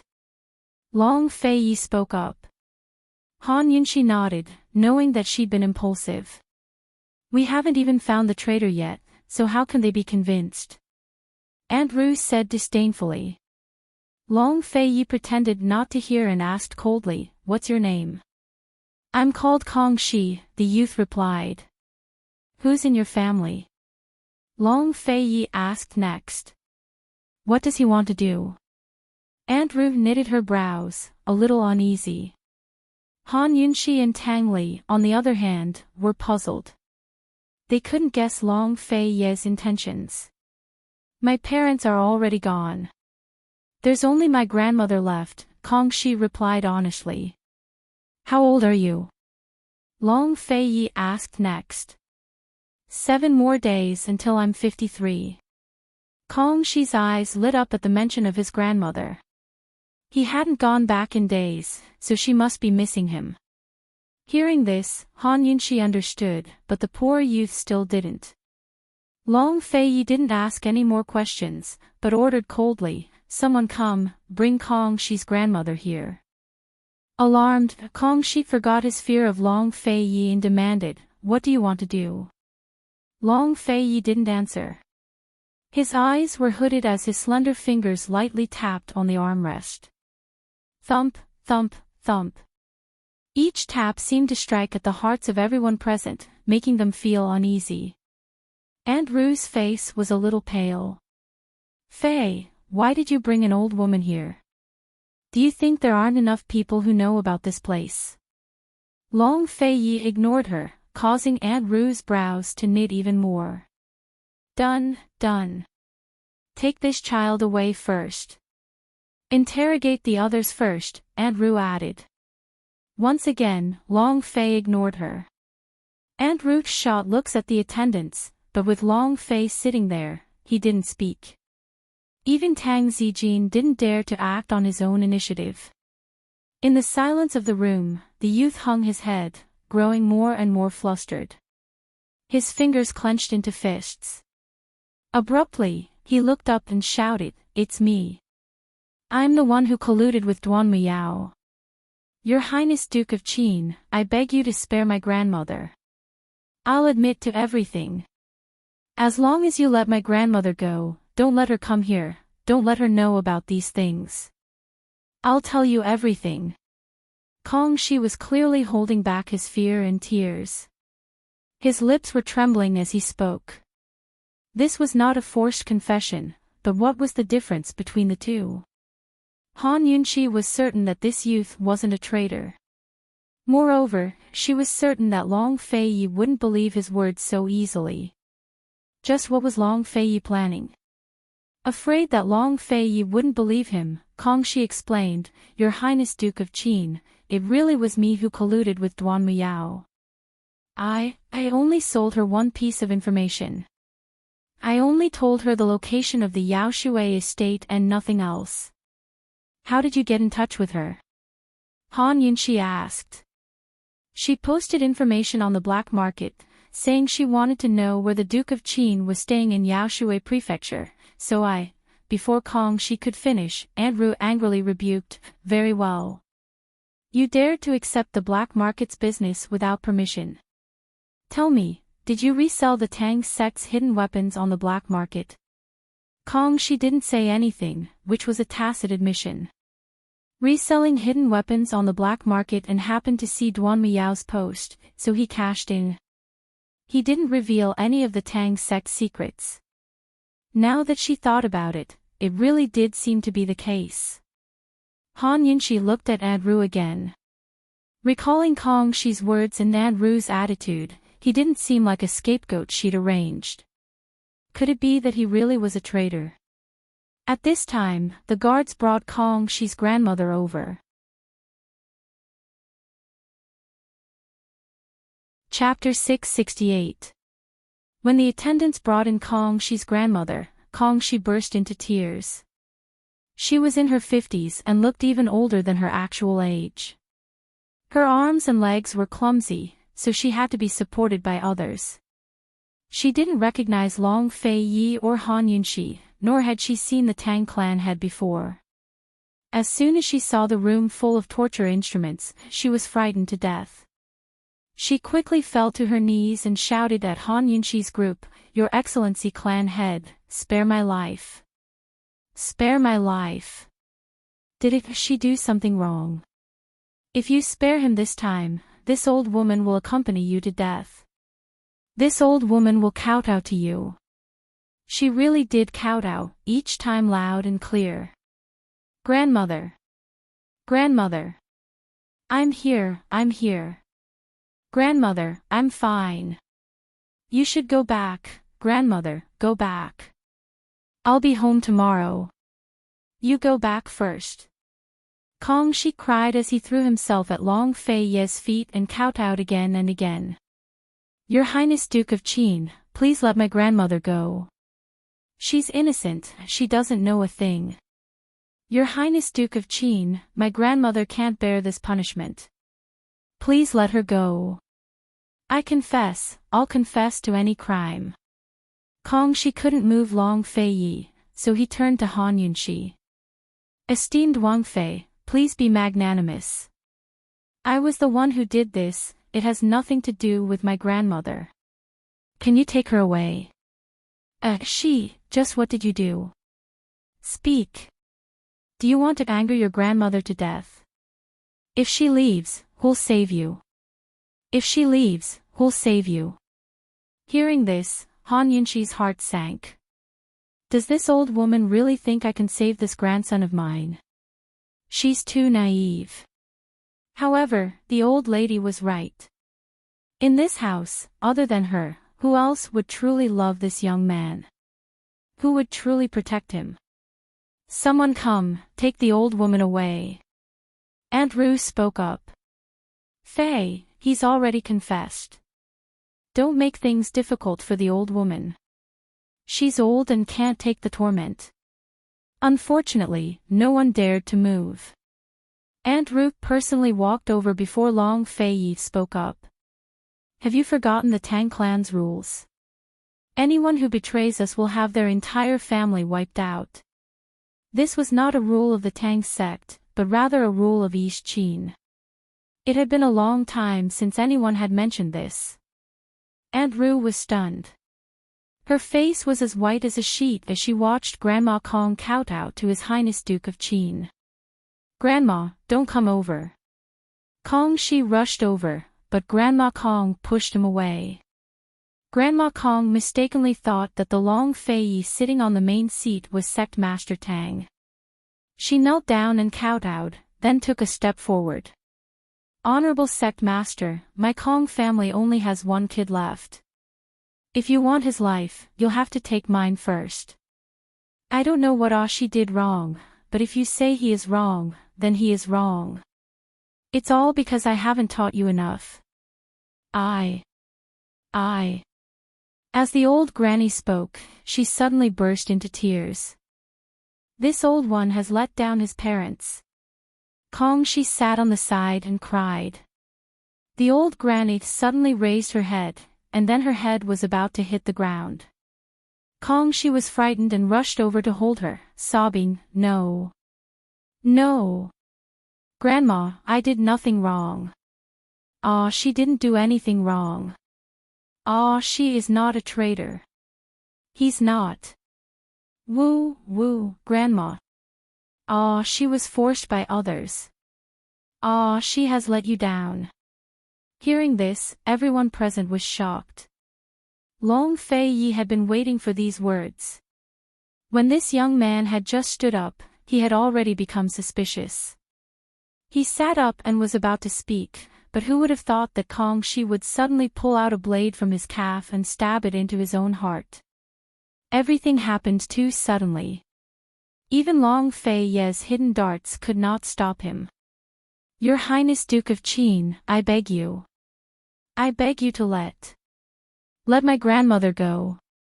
After Kong Shi said this, he fell into Grandma Kong's embrace as blood flowed out of his heart.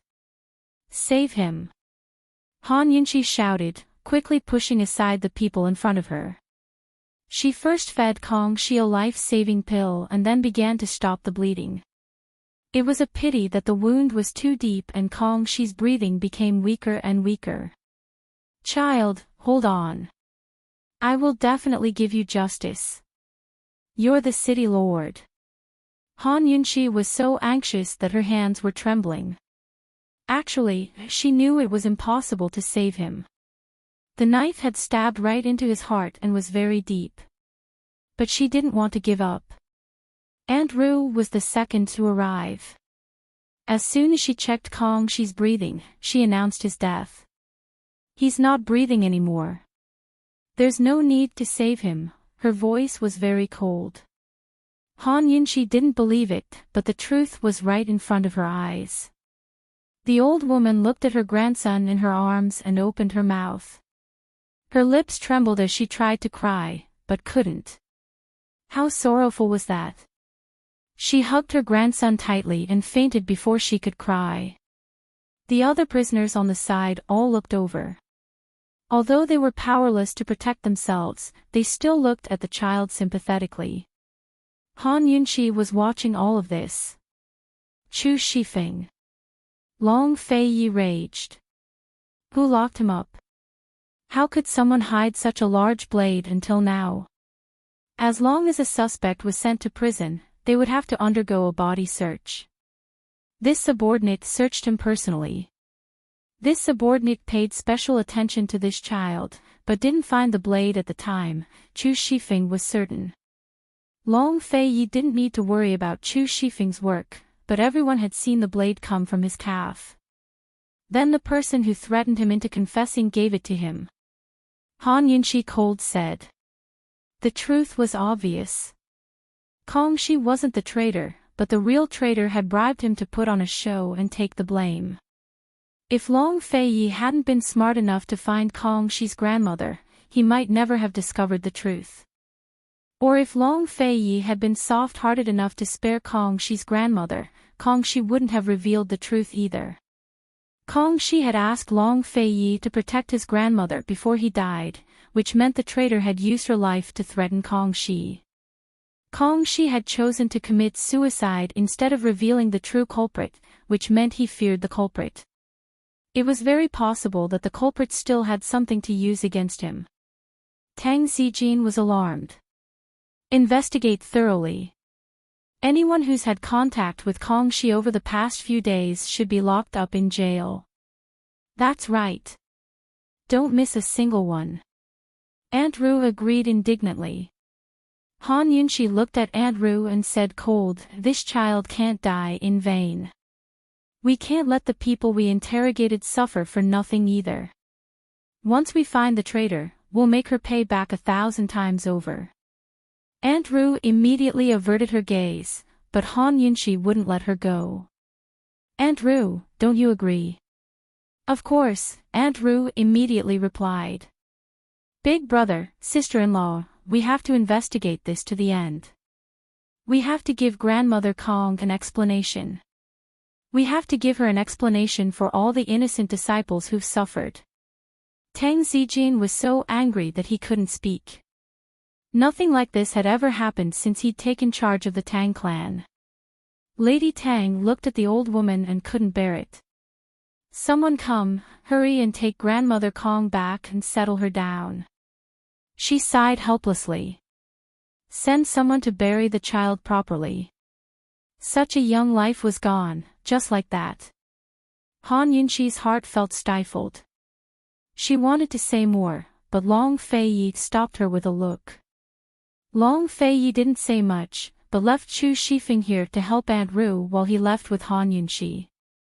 As soon as they were gone, Tang Zijin called Aunt Ru away with an excuse. She was very silent the entire way. Tang Zijin wanted to speak a few times, but stopped himself. Finally, they reached the study and shut the door before he spoke. He got straight to the point. "Iru, was it you or not?" Aunt Ru looked incredulous. "Big brother, what do you mean? Were you the one who revealed the location of the Yaoshui estate to Duan Miao?" Tang Zijin asked coldly. Just as Han Yunxi had said, the traitor hadn't revealed the relationship between the Tang clan and the Duke of Qin's estate, only the location of the Yaoshui estate. Thus, the traitor only wanted Duan Muyao to cause trouble for Long Feiyi. Besides Aunt Ru, who else would do such a thing? Aunt Ru spent all her time trying to break up Long Feiyi and Han Yunxi, so Duan Muyao was the perfect third wheel. Aunt Ru kept shaking her head until Tang Zijin pressed closer. "It's just you and me here. Why won't you tell me? How am I supposed to protect you?" What should I say?" Aunt Ru fumed. "You know what's going on." Tang Zijin was furious as well. "Big brother, you're suspecting me. You think I'm the traitor." I betrayed the Tang clan." Aunt Ru retorted. "This has nothing to do with betraying the Tang clan. Just tell me, were you the one who revealed the location of the Yaoshui estate?" Tang Zijin asked seriously. "No," Aunt Ru said without hesitation. "If it wasn't you, then who was it?" Tang Zijin asked again. How should I know?" "You're asking me, but who am I supposed to ask?" Aunt Ru looked at Tang Zijin with an aggrieved expression. "Big brother, why are you suspecting me?" I don't want to live anymore." Tang Zijin sighed and sat down. He was only suspecting Aunt Ru, but he didn't have any proof. He was just testing her. Aunt Ru was indeed suspicious, but she wouldn't do something as despicable as threatening a Tang clan disciple to convict her. He had already tested her, but Aunt Ru still refused to admit it. She probably wasn't the traitor, right? Who could it be? "Big brother, are you still suspecting me?" Aunt Ru asked again. "Then who do you think it is?" Tang Zijin's tone softened. "If I knew who it was, would something like that have happened today?" Aunt Ru retorted angrily. All right. I was just joking," Tang Zijin explained. "Joking? Are you joking about my reputation? Aunt Ru was unforgiving as usual. Tang Zijin was even more certain that she wasn't the traitor. Hurry up and find out who the traitor is. This is no small matter, Tang Zijin said. Aunt Ru inwardly sighed in relief. I know. I'm even more anxious than you. If I don't find out who the traitor is, Faye might start suspecting me tomorrow instead. Tomorrow, I'll go to Three-Way Black Market to investigate and see if Duan Muyao really did spread the news there. Tang Zijin furrowed his brows, his heart in turmoil. He waved a hand to dismiss her. Even Tang Li's marriage wasn't as annoying as this. Meanwhile, Long Fei Yi and Han Yunxi were having a private conversation. It has to be her, it has to be her. I'll bet it's her. Han Yunxi was furious. Such a young child can't die in vain. If she has the skills, she should come at me directly. What's the point of playing tricks behind my back? Long Fei Yi pressed down on her shoulder. Han Yunxi was panting for breath and was about to speak when Long Fei Yi covered her mouth. I have a plan. Do you want to listen? Han Yunxi immediately nodded. Of course she'd listen. In any case, she had no way of finding evidence. Chapter 669. What kind of plan did Long Fei Yi have? He told Han Yunxi, lure the snake out of its hole. Han Yunxi's eyes lit up. I understand. There were many ways to lure a snake out of its hole. Long Fei Yi's style was to be ruthless. If it was her style, Long Fei Yi would be even more ruthless when faced with a suspect like Aunt Ru. Are you going to do it, or should I? Han Yunxi asked with interest. Long Fei Yi replied, Tang Zijin will do it. Whether it was Long Fei Yi or Han Yunxi who did it, Tang Zijin might not believe them even if they did. Even if he did, it was likely that he'd defend Aunt Ru on their behalf. But if Tang Zijin did it himself, then the results would be different. Good. Han Yunxi's gloomy mood finally brightened. She narrowed her eyes and said, but what? Long Fei Yi couldn't think of a better plan, but Han Yunxi only said coldly, Tang Zijin isn't the best choice. Lady Tang is. Long Fei Yi laughed as he shook his head. Han Yunxi's the best. She had Lady Tang personally lure out the culprit. With her personality, Tang Zijin would never favor Aunt Ru. If Aunt Ru really was the traitor, then she wouldn't be able to escape this time. I'll find a chance to talk to Lady Tang about this. Have Chu Shifeng investigate the black market first, Han Yunxi said. Long Fei nodded. Although he knew that Aunt Ru was highly suspicious, he still held on to a fluke in his heart. He didn't want her to be the traitor. With Aunt Ru's status, it'd really be chilling if she colluded with the enemy. The two of them were discussing the details of their plan when Tang Li arrived. They tacitly stopped talking. As soon as Tang Li entered the room, he said, Big bro, that child can't die for nothing. Who do you suspect? Han Yunxi probed. Tang Li was in a dilemma. He had a suspect in his heart, but after thinking about it for a long time, he still felt that it was impossible. He knew that this was a small matter and he could not speak carelessly. This matter is too strange. I can't say for sure. You'll be the bridegroom in about 10 days. Go and prepare well. You don't have to worry about it, Long Fei Yi said. But, brother, this is not a small matter. This matter. Before Tang Li could finish, Long Fei Yi cut him off. Your business isn't a small matter either. Your lordship will give you a year's time. If you can't take down Cloud Realm Trade Consortium's arms trade, then you can do as you see fit. Tang Li felt terrible. How can you be so sure that Ning Jing's dowry is the arms trade? Han Yunxi asked seriously, do you want to make a bet? Tang Li's mouth twitched. Forget it, he thought. It's harder to win a bet against Han Yunxi than to win over Ning Jing. There was only one way to take down Cloud Realm Trade Consortium's arms trade, and that was to win over Ning Jing. Han Yunxi patted Tang Li on the shoulder. You can do it. Prepare well for the wedding. Maybe Ning Jing will be moved and really fall in love with you. Sister-in-law, how did you fall in love with my big bro? Tang Li asked seriously. Wasn't it your big bro who fell in love with me first? Han Yunxi retorted. Tang Li had no chance of winning if he tried to flirt with her. He couldn't stay any longer and silently turned to leave. As soon as he left, Han Yunxi wanted to slip away as well. I'll go take a look at Lady Tang. Unfortunately, she'd barely taken a step when Long Fei Ye's large hand rested on her shoulder. He didn't say a word, but simply held her there. His strength wasn't strong, but it made it impossible for her to move forward. Han Yunxi was well aware of what he was doing, but she kept her back to him and didn't dare to make a sound.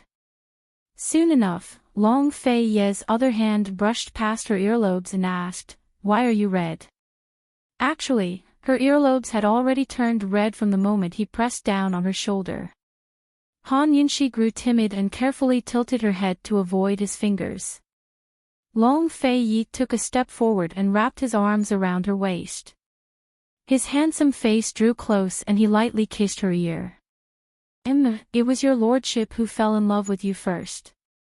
He released her as soon as he finished speaking, but she stood rooted to the spot. Perhaps it was because he was hugging her, but his kiss was so warm that her entire face grew hot. How could someone as strong as her face always turn red because of this man? Damn it! Han Yunxi didn't dare to stay any longer and hurriedly ran away.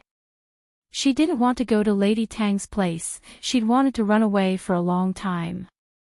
Long Fei Yi didn't stop her, but rather admired her flustered figure with great interest. The more he looked, the better his mood became. This woman was even more of a mystery than the perplexing butterfly illusion. Even a single sentence from her would give him a pleasant surprise. He would never get tired of her. A guard silently appeared. "Master," Gu Qishao's replied. "How is it?" He regained his usual cold and stern demeanor. He said that he still hasn't finished negotiating with Mu Linger and needs some more time, the shadow guard replied truthfully. Long Fei Yi was asking about Medical City's head Elder Ling and Lady Lianxin. He'd previously given Gu 10 days, but it was long overdue. If it weren't for Han Yunxi taking care of Mu Linger, he wouldn't have been so patient with Gu. Tell him to settle everything by the last day of the month. Otherwise, there's no need to talk to this prince anymore, he instructed coldly. The Council of Elders of Medicine City was under his control. Gu had to go through him to bribe Lady Lianxin regarding the Mu family. Gu Qishao would understand now that he'd said that. Yes, this subordinate understands. The shadow guard also understood and reported, Dr. Gu's side is proceeding according to plan. Dr. Gu said that as long as he can rescue Chu Tianyin, he can guarantee that Chu Tianyin will fully cooperate with your highness's plan. Compared to Gu Beiyue was more reassuring to Long Fei Yi. Tell him that it's the last day of the month. Long Fei Yi hesitated for a moment, then added, as for the time, have them inform that person in the east. The shadow guard had no idea what he meant by this. Yes, this subordinate will pass on the message right away. The last day of the month, the 28th of the third lunar month, was the day of Tang Li's wedding. Just what was Long Fei Yi planning? He was confident that he'd find out soon enough. In the following days, the quiet Tang clan grew lively. According to Lady Tang's wishes, Tang Li's wedding had to be held as soon as possible. The matter of the traitor was left to Aunt Ru and Chu Shifeng to investigate in secret without alerting too many people. Tang Zijin was busy preparing for his son's wedding while paying close attention to the traitor. Unfortunately, there was no progress over the next few days. Today, Lady Tang and Tang Zijin had just decided on the menu for the wedding banquet when Han Yunxi arrived. Zijin, you can go busy yourself. Yunxi and I will take a look at the satin that just arrived and prepare more clothes for Li. Lady Tang couldn't help but grumble. Once my daughter-in-law comes into the family, I won't need to worry about these things anymore. Tang Zijin was half a henpecked man, but he still put on airs in front of Han Yunxi. He nodded sternly and turned to leave. Han Yunxi despised men like him the most. So what if he was afraid of his wife? It wasn't something to be ashamed of. Instead of showing off like this, it was better to openly admit it. That was more admirable. As soon as Tang Zijin left, Lady Tang pulled Han Yunxi to sit down. Speak, what did you find me for? Chu Shifeng investigated for a few days and finally got clear information from the black markets. Duanmu Yao never posted a bounty at three-way black market, so everything Kong Shi said before was a lie. Han Yunxi got straight to the point. Lady Tang never expected Han Yunxi to tell her this. In other words, the traitor wants to draw our attention to three-way black market. Yes. Madam knows the rules of three-way black market as well. It'll take a lot of effort to investigate, Han Yunxi intoned. How despicable. Then what should we do now? Lady Tang asked anxiously. Use an even more despicable method, Han Yunxi said. But we need your help. Me? Lady Tang was puzzled. Han Yunxi hurried forward to whisper in her ear. I've already made arrangements. I used the traitor's name to send a message to Duanmu Yao and arranged to meet her at a pavilion at the foot of the Tang clan tomorrow night. Lady Tang grew bewildered. That's not right. Do you know who the traitor is? A suspect, of course. We used the suspect's name to make the appointment, Han Yunxi grinned deviously. Who's the suspect? Lady Tang grew nervous. It's a secret. You'll know tomorrow night, Han Yunxi purposely kept her in suspense. Lady Tang didn't know about the grudge between her and Aunt Ru. Just who is it? Lady Tang was curious. Does Aunt Ru and Chu Shifeng know? And have you told Zijin and Fei about this plan yet? Lady Tang, don't ask any questions. Just trust me this once, alright? Han Yunxi said seriously. Lady Tang hesitated before nodding. Alright. Then you're sure Duanmu Yao will come? I'll use a map of all the Duke of Qin's properties as a guide. Do you think she'll show up? Han Yunxi grinned. She'll definitely come. But if Duanmu Yao did show up, how would they prove that the suspect was the traitor? Lady Tang was a little lost. She figured she'd know everything tomorrow night. With Han Yunxi in charge, she had complete faith in her. The next night, Han Yunxi and Lady Tang hid themselves around the pavilion early to wait for the arrival of the midnight hour.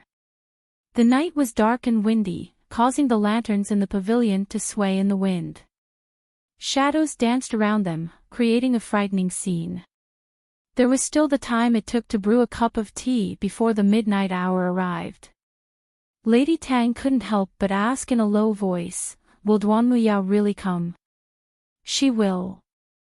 Han Yunxi was certain.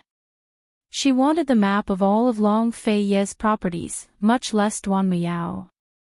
A woman's sixth sense told her that Duanmu Yao would show up no matter what. Yunxi, if your guesses are wrong and that suspect isn't a traitor, then you can use that person's name to write a letter to Duanmu Yao. She'll only think it's a trap and won't come. Lady Tang said seriously. How about a bet? How about it? Han Yunxi asked. What are we betting on? Lady Tang liked betting. In the midst of their conversation, a servant girl hurried out of a small path in the grass. Lady Tang recognized her at a glance as one of Aunt Ru's servants. This. Lady Tang grew alarmed. You're suspecting, Shu. It's time. Han Yunxi gently pressed Lady Tang down and hid her in the grass. It was the midnight hour. The servant girl she'd arranged for had come out. Would Duan Muyao show up?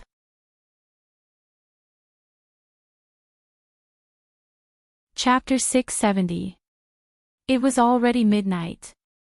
The night winds in the mountains were especially chilly. The servant girl stood in the isolated pavilion, her neck hunched as she shivered. Other than the swaying weeds, there was no other shadow around the pavilion. After a long wait, Duan Muyao still hadn't shown up.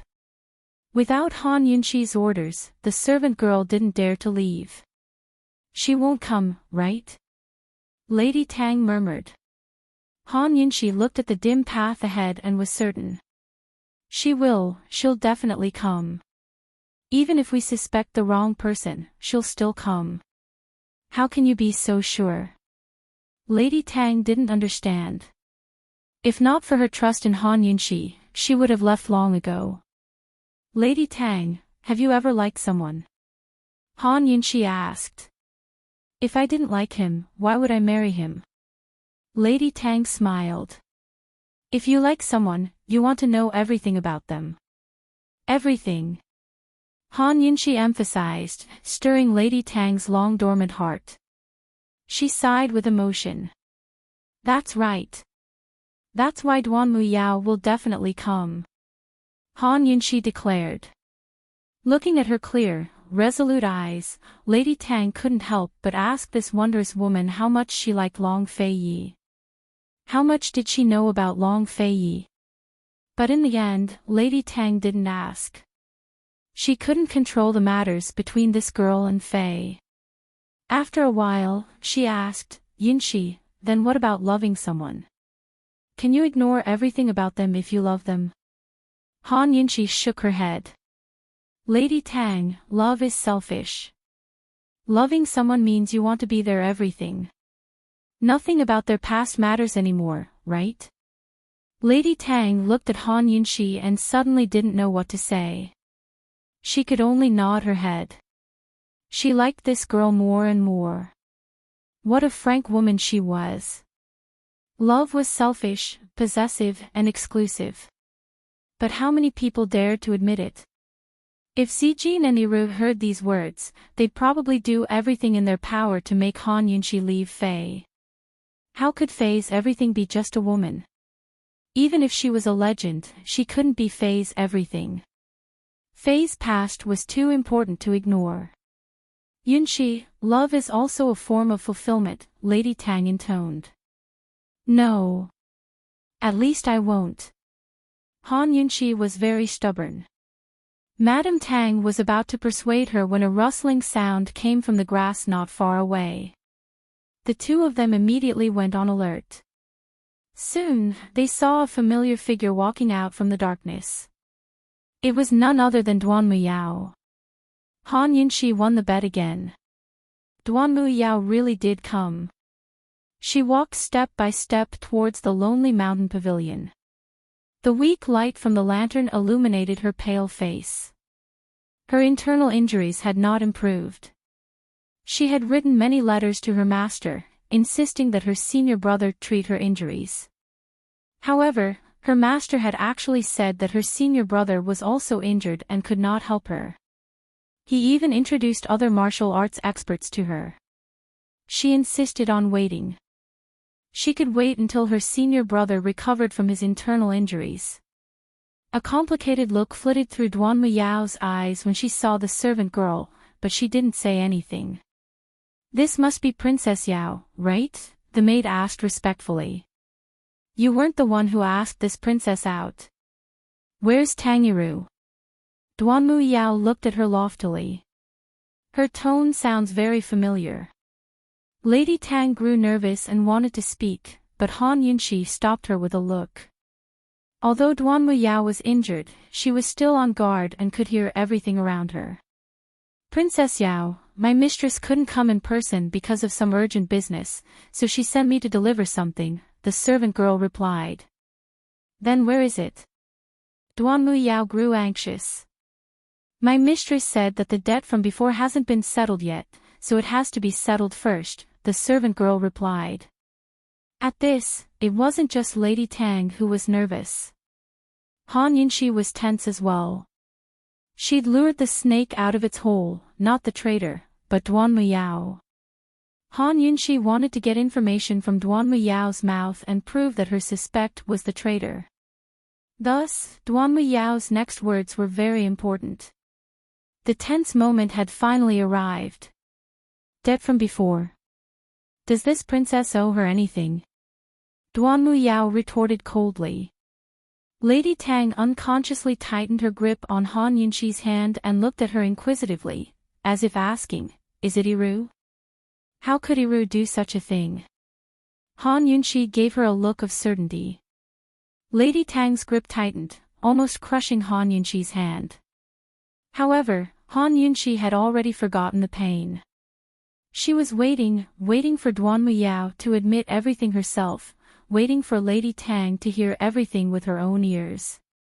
She didn't care if Aunt Ru apologized to her and Long Fei Yi.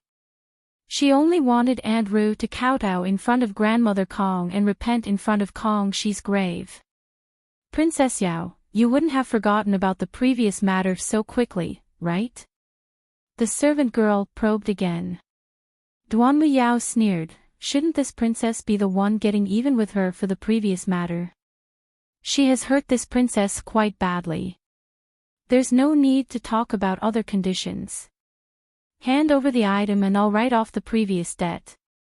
Princess Yao, what's with your injury? We're all well aware that if you weren't injured, how could you seek treatment from the Duke of Qin? The servant girl mocked. The truth was about to come out. Han Yunxi had also grabbed Lady Tang's hand at some point. The two of them were listening with rapt attention, afraid to miss a single word. Unexpectedly, Duanmu Yao suddenly shouted angrily, what do you mean? Princess Yao should understand what this servant means. There's no one else here, so let's not beat around the bush. If Princess Yao wants the map, you have to promise my master one thing, the servant girl continued. Duanmu Yao said coldly, this princess doesn't know what you're talking about. Tang Yiru's injury to this princess won't be forgotten so easily. Go back and tell her that this princess will give her a chance. Give me the map and I'll write off the previous debt. Otherwise, this princess will repay the injury to her Dantian several times over. Hearing this, Lady Tang was bewildered while Han Yunxi was stunned. How could this be? The servant girl wouldn't give up. Princess Yao, you clearly got injured on purpose. My master was only cooperating with you, so how could you? Before he could finish, Duanmu Yao cut him off. What nonsense are you spouting? Are you really Tang Yiru's servant girl? Stunned, the servant girl didn't know what to say.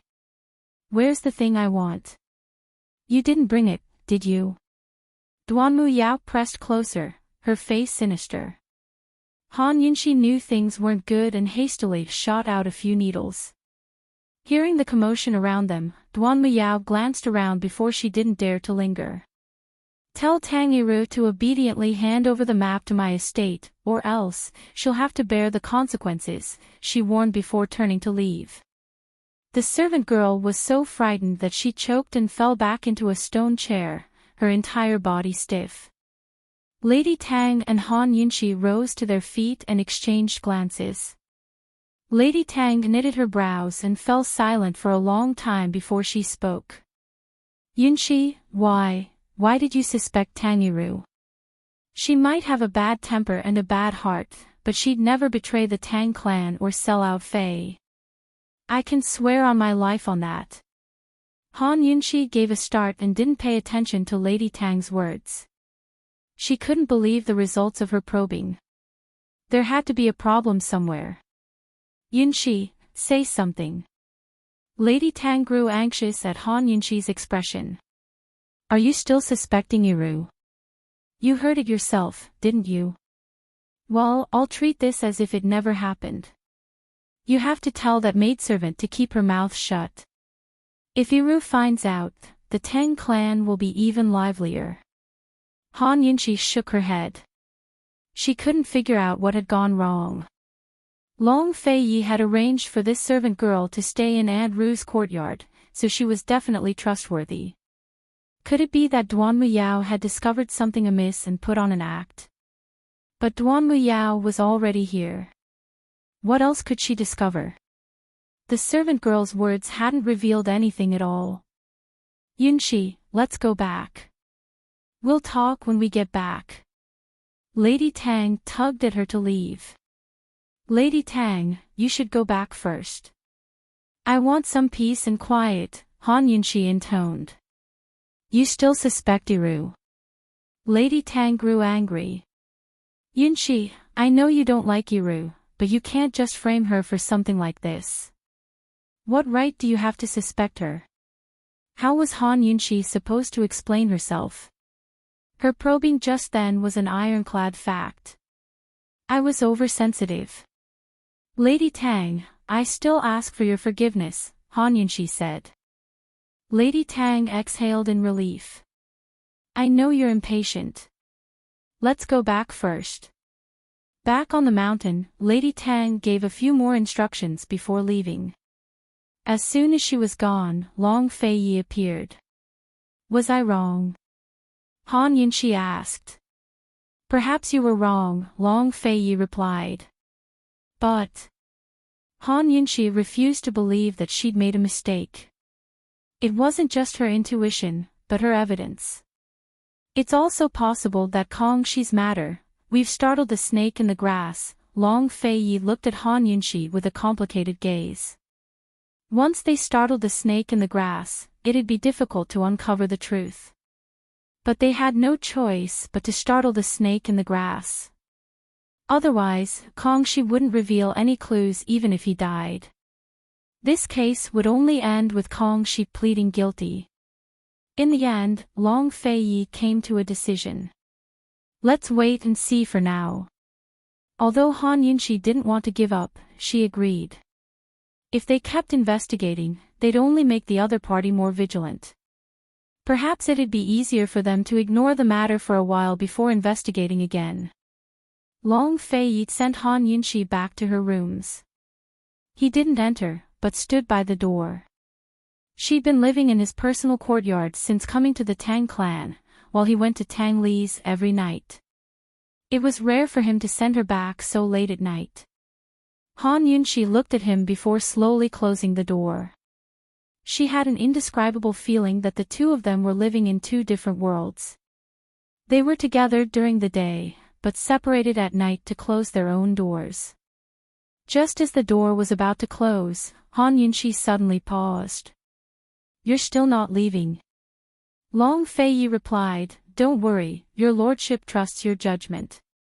She won't be able to escape. Han Yunxi trusted his promise as well. We'll beat her at her own game. She had to tell Chu Shifeng tomorrow and have him put on an act so that the traitor would think she was safe. Let her gloat for a while, then we'll pay her back with interest. Close the door, Long Fei Yi intoned. You go first, Han Yunxi smiled. Be good, close the door first, Long Fei Yi's voice softened. You go first. Han Yunxi insisted.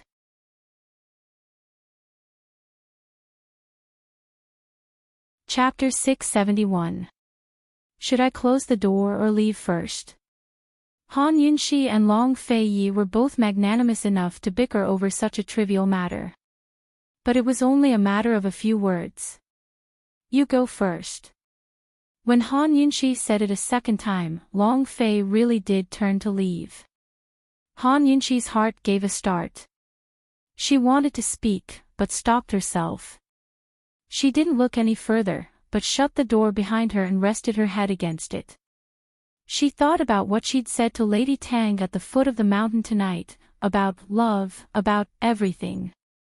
Long Fei Yi, can you stay? She muttered to herself in a voice so soft that even she couldn't hear herself.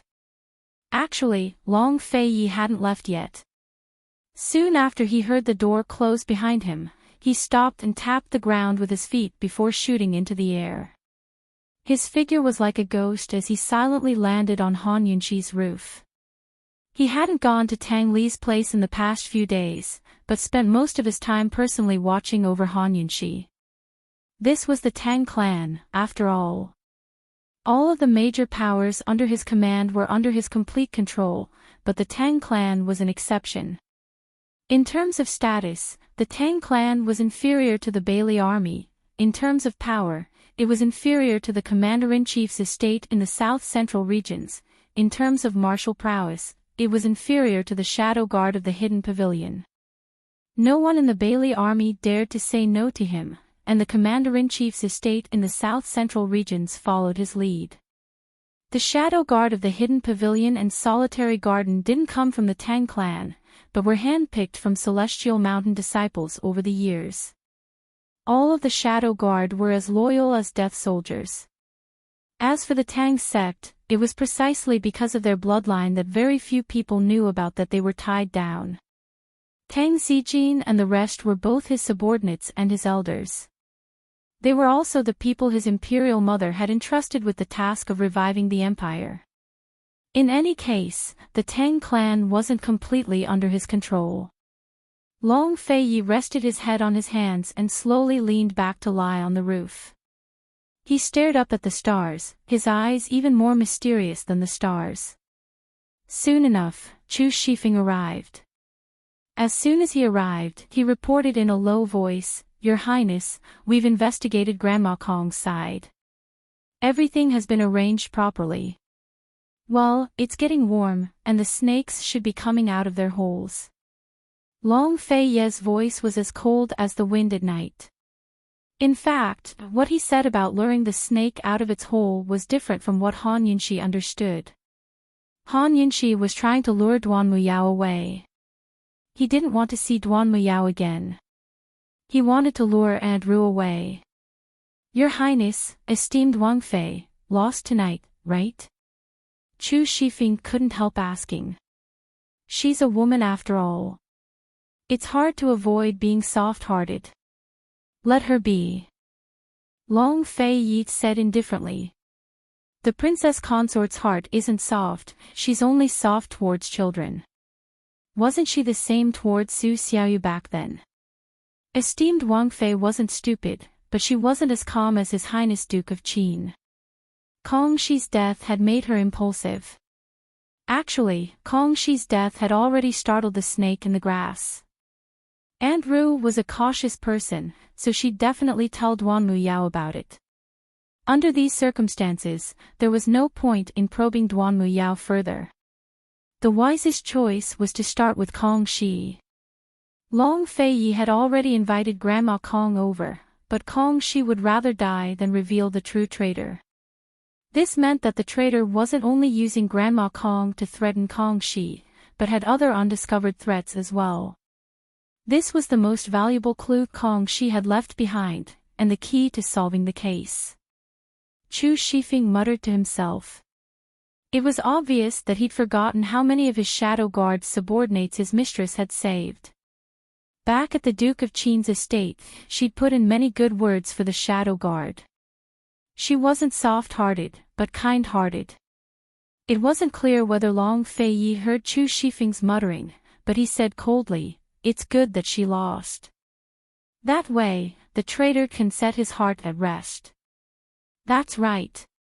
Esteemed Wang Fei's scheme wasn't completely useless after all. I'm sure Aunt Ru's feeling smug right now. Chu Shifeng grinned. Long Feiyi rose to his feet and looked around at their quiet surroundings. The mountain range stretched as far as the eye could see. Tangiru, Chu Shifeng gave a slight start. This was the first time he'd heard His Highness call Aunt Ru by her full name. He knew His Highness had steeled his heart to deal with the Tang clan, but he couldn't really do anything to Aunt Ru and Tang Zijin, could he? After all, one of them was His Highness's uncle, the other his aunt. Your Highness, the Tang clan is different. Please think thrice. Chu Shifeng couldn't help but remind him. Actually, the Tang clan head and Andrew hadn't had any major conflicts with His Highness before esteemed Wang Fei showed up. Leaving aside their blood ties, the Tang clan's loyalty to the East Qin imperial clan was comparable to that of the Bailey army. Andrew had been impudent this time, but she hadn't revealed any important secrets beyond the location of Yao Shui. She was only targeting esteemed Wang Fei. In the end, she was still worried about esteemed Wang Fei's origins. Long Fei Yi laughed coldly. Yes, it's different. They don't know how big your lordship's heart is. Even if it wasn't for Han Yunxi, Long Fei Yi had long wanted to take control of the Tang clan in his own hands. Tang Zijin and Tang Yiru only had room for East Qin in their hearts. Neither of them understood him as well as Bailey Yuanlong. Their paths were different and their hearts were different. He disdained to scheme with them. Chu Shifeng only half understood and sighed. Master, in any case, don't ruin young clan head Tang's marriage. Don't worry. As his older brother, I'll give him a big present. Long Fei Yi said. There were only 7 days left until Tang Li's wedding. The quiet Tang clan grew more and more lively with each passing day. Lady Tang was a clever person. She never brought up the events of that night again. Han Yunxi listened to Long Fei Ye's words and didn't pursue the matter. She did her best to help Lady Tang prepare for the wedding. Andrew had also changed from her taciturnity to visit Tang Li more and more frequently. Unfortunately, Lady Tang always criticized her suggestions to the point that they were worthless. Today, Han Yunxi and Lady Tang were discussing the layout of the wedding venue when Aunt Ru came by again. Han Yunxi suggested that Lady Tang didn't need to go through the trouble of decorating so many places. She only needed to put some thought into the bridal chamber. Don't touch the other places, just the wedding room. Let Ning Jing feel disappointed first, then she'll be pleasantly surprised when she lifts the veil. Han Yunxi said seriously. Lady Tang praised thoughtfully, first suppress it, then raise it. Wonderful. Tang Li sat on one side and listened, nodding his head like he was pounding garlic. He had no objections at all. What kind of logic is this? Don't tell me you want to curry favor with Ning Jing. Aunt Ru sneered as she walked in. Yes, we want to curry favor with her. Lady Tang smiled. She was very unhappy, but in order for Tang Li to get the arms trade as soon as possible, she and Han Yunxi had to think of a way to help Tang Li win over Ning Jing's heart. Sister-in-law, have you been misled by the people of the Ning family? Why do you want to curry favor with Ning Jing? Do you think Tang Li hasn't been humiliated enough? Aunt Ru asked unhappily. The person who was jabbing at her was Han Yunxi. Han Yunxi sipped her tea and didn't say anything. What are you talking about? Lady Tang said unhappily. Mother, Aunt Ru is calling you stupid and easy to fool. How could Tang Li not interrupt? Aunt Ru slapped him on the head. Brat, you're so impudent. Mother, Aunt Ru is scolding you again. She said you didn't discipline him well. Tang Li laughed and slandered Aunt Ru in a joking tone. You! Aunt Ru was about to hit him again when Lady Tang immediately grabbed her hand. You're so rude. What if you hurt him? It's not like you don't know that mouth of his. How many times have I told you? Why do you still like to bicker with the younger generation? Aunt Ru could only let go. Tang Li stuck his tongue out at her in a show of force. Aunt Ru was so angry that her face darkened. She sat down across from Han Yunxi and asked seriously, Sister-in-law, don't tell me you really want to curry favor with that brat Ning Jing? It's a secret. Lady Tang said mysteriously. Oh, when did I become an outsider? Aunt Ru laughed at herself in disbelief. She glanced at Han Yunxi out of the corner of her eye and added, that's not right. I'm worse than an outsider now. Han Yunxi still remained silent. Tang Li couldn't sit still any longer and was about to speak when Lady Tang slapped the table. Paw! Leaving aside Aunt Ru, even Han Yunxi and Tang Li jumped in fright. Everyone fell silent. Aunt Ru was resentful, but still a little afraid. She thought Lady Tang was going to lose her temper, but instead she said, "Oh, I just remembered something." Aunt Ru exhaled in relief, but Lady Tang added, "Iru, I've always wanted to ask you. How's the investigation of the traitor going? This is a big deal. It's best if you can uncover the traitor before Tang Li's wedding.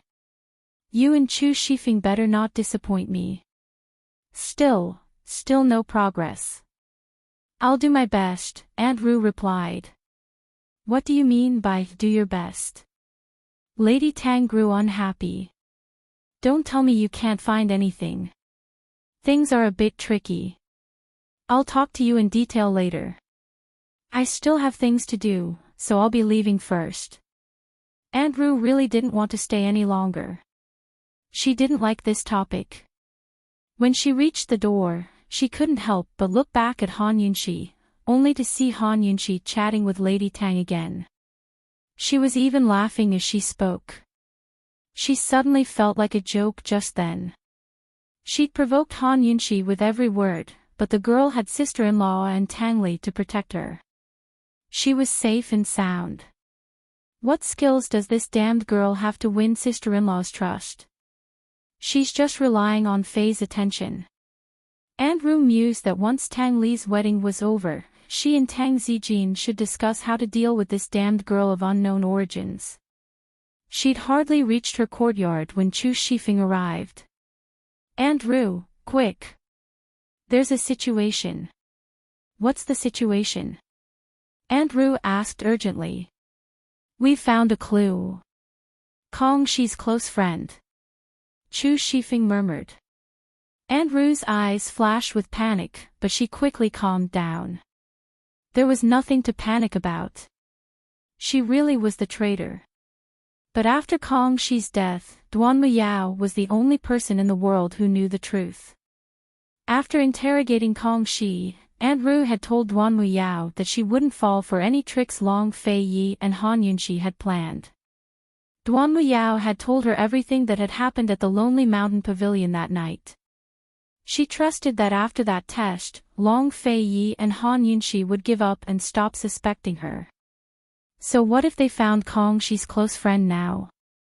Kong Shi's close friend was a servant girl from the needle grinding workshop, Jean Sei. That girl knew nothing about everything. She wasn't afraid.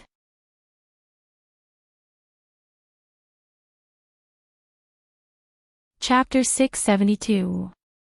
Aunt Ru firmly believed that as long as Duanmu Yao didn't sell her out, no one would ever find out the truth. Actually, she didn't want to expose herself to Kong Shi in the first place. Her plan was so thorough. She didn't betray the Tang clan, but made a mutually beneficial deal with Duanmu Yao. She even helped the Tang clan out. Duanmu Yao agreed not to pursue the matter of Tang Li running away from the wedding, and to put in a good word for the Tang clan in front of Zhangqiuzi. Aunt Ru then helped Duanmu Yao come up with an idea to purposely injure herself so she could seek out Long Fei Yi for treatment. Duanmu Yao liked the idea very much. Even now, she had no idea about the relationship between Long Fei Yi and the Tang clan. She assumed that revealing the location of the Yao Shui estate wouldn't be discovered, but Long Fei Yi and Han Yunxi had noticed such details. Long Fei Yi had brought up the matter of the traitor as soon as he returned to the Tang clan, so she needed to put an end to the matter. In other words, she needed a scapegoat. Thus, she found Kong Shi. She promised to take good care of Grandmother Kong and his lover, Jean Sei, the servant girl in the workshop.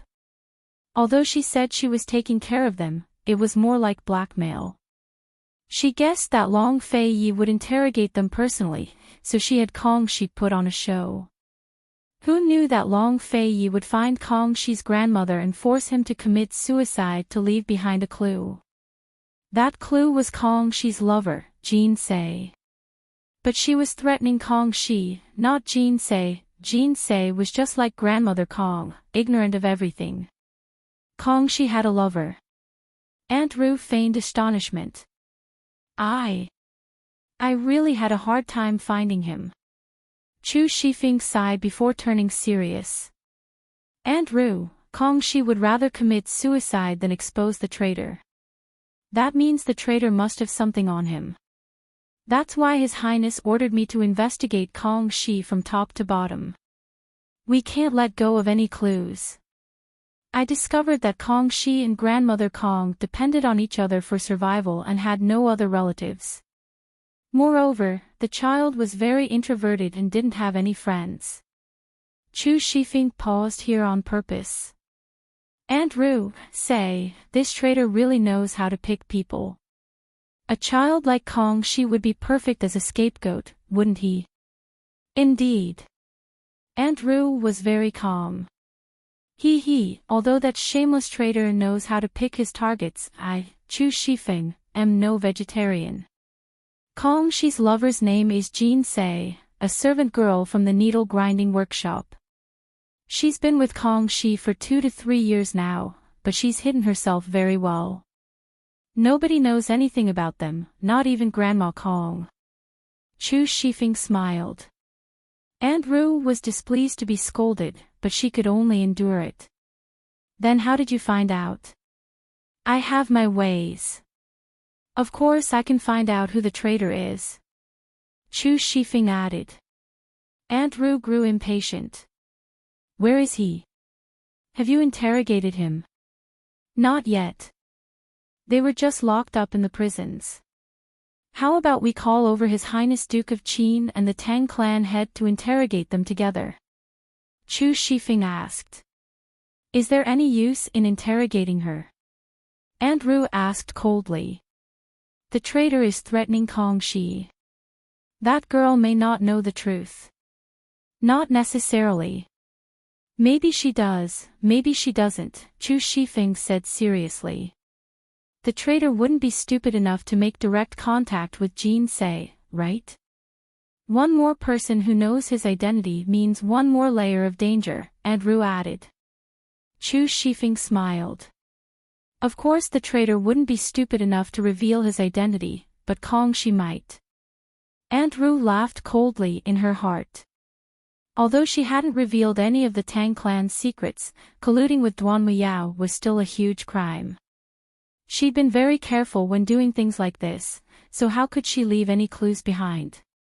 By the time she'd chosen Kong Shi, he was already locked up in the prisons. He'd never had a chance to meet with Jin Se, so how could the girl know the truth? Chu Shifeng was very capable, but it was a pity that no matter how he investigated or interrogated him, it was all for naught. Aunt Ru mused that since Chu Shifeng had told her so much about Jin Se, Long Fei Yi probably didn't suspect her at all. She feigned a sudden realization. That's right. Why didn't I think of that? That's the only clue left. Chu Shifeng sighed with emotion. In front of Aunt Ru, he called for a guard to inform the Duke of Qin and the Tang clan head. Aunt Ru, let's go wait outside first. Aunt Ru agreed easily. The two of them headed to the prison cells while discussing the case. Chu Shifeng didn't talk about anything important, so Aunt Ru asked curiously, just how did you know Kong Shi had a lover? Aunt Ru knew because she'd forced the information out of Kong Shi's mouth. Chu Shifeng grinned mysteriously. Stinking brat, you're still keeping me in suspense. Aunt Ru asked unhappily. Chu Shifeng grinned mischievously. I don't have such skills. Someone told on me. Who? Aunt Ru grew nervous. What happened? It was the old mama next to Kong Shi's cell. She said she heard the sound of hidden needles firing at night. Then I went to check the cell where Kong Shi was locked up and found this. As Chu Shifeng spoke, he stuck out his finger, revealing a hidden needle launcher. This was one of the Tang clan's assassination weapons. Although it didn't do much damage, it was easy to conceal. What does this mean? Aunt Rue was puzzled. This little toy came from the needle grinding workshop, but plenty of Tang clan disciples play with it. It's not strange for Kong Shi to have one. Would Kong Shi be in the mood to play with such things in his cell? Chu Shifeng retorted. Aunt Rue grew alert and looked at Chu Shifeng wordlessly. Chu Shifeng's smile grew even more mysterious. He took out a small ball of paper and placed it in the hidden needle launcher. With a light flick, the paper flew high into the air. Now Aunt Rue was stunned. Before she could ask for details, Chu Shifeng picked up the paper and showed it to her. There was a line of elegant handwriting written by Jin Sei to Kong Shi, telling him not to worry and that she'd take good care of Grandma Kong. Aunt Rue stilled as her back broke out in cold sweat. This hidden needle launcher was found in the prison cells. This slip of paper was found in one of the storm windows. If I'm not wrong, Jin Sei must have sent this slip of paper to Kong Shi outside the cell. She didn't shoot it properly and left it on the windowsill.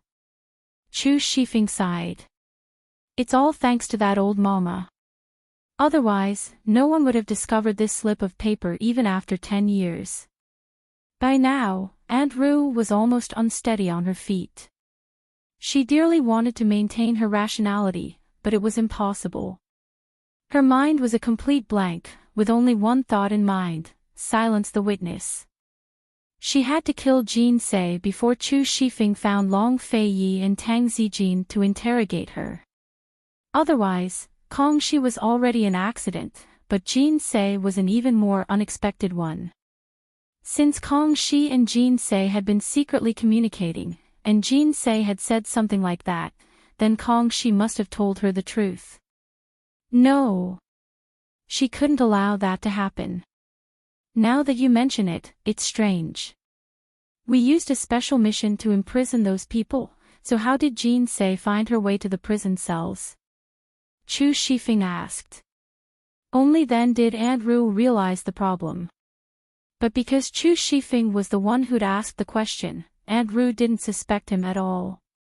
That slip of paper had made her so flustered that she didn't have time to think. Right now, all she could think of was how to delay Chu Shifeng and buy time. After walking for a while longer, she finally spoke up. Chu Shifeng, go fetch Grandmother Kong. She needs to know about this. Comfort her on the way so she won't get too worked up. Chu Shifeng's eyes flashed with a cold smile before he declined. I'm not good with words, so I don't know how to comfort people.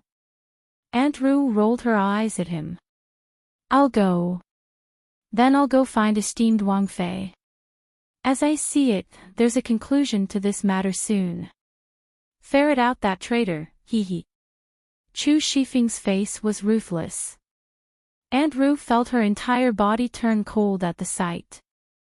Fortunately, Chu Shifeng walked faster than she did, or else she really would have collapsed. Seeing him leave, Aunt Rue exhaled in relief. She was about to send someone to the prison cells to silence them when she changed her mind and decided to go herself. She wouldn't allow anyone else to know about this, so she had to do it herself. First, she'd kill the person and hide the truth in their stomachs. That was the most important thing.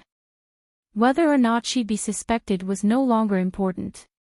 Without proof, even if the entire world suspected her, what could Long Fei Yi and Han Yunxi do to her? Aunt Rue made a prompt decision and turned into a small alley to enter the prison cells from the back courtyard. She was very familiar with the cells and easily avoided all the guards to find the small cell where Jin Sei was being held. The cell was surrounded by stone walls on 3 sides and iron bars on one side. Jin Sei was about the same age as Kong Shi and was currently curled up in a corner, sobbing quietly. She didn't even notice Aunt Rue standing in front of the door. Aunt Rue's time was limited, so she said cold, "Girl, come here." Frightened, Jin Sei turned to see Aunt Rue with a lost expression. She looked timidly at her and shrank further into the corner. "Come here, do you hear me?" Aunt Rue was about to break down. She had no patience at all. Who are you? Jean Say cried. Andrew only needed to shoot a needle to kill this girl, but she still had a bit of reason.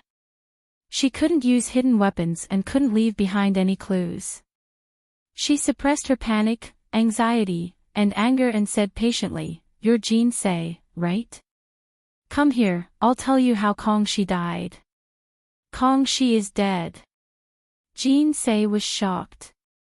She only knew that Kong Shi had received a special mission to participate in the production of a batch of secret hidden weapons and would be away for a few days. She had been waiting and wanted to ask Grandma Kong several times, but she didn't dare. Grandma Kong didn't even know about her and Kong Shi, so she couldn't be presumptuous.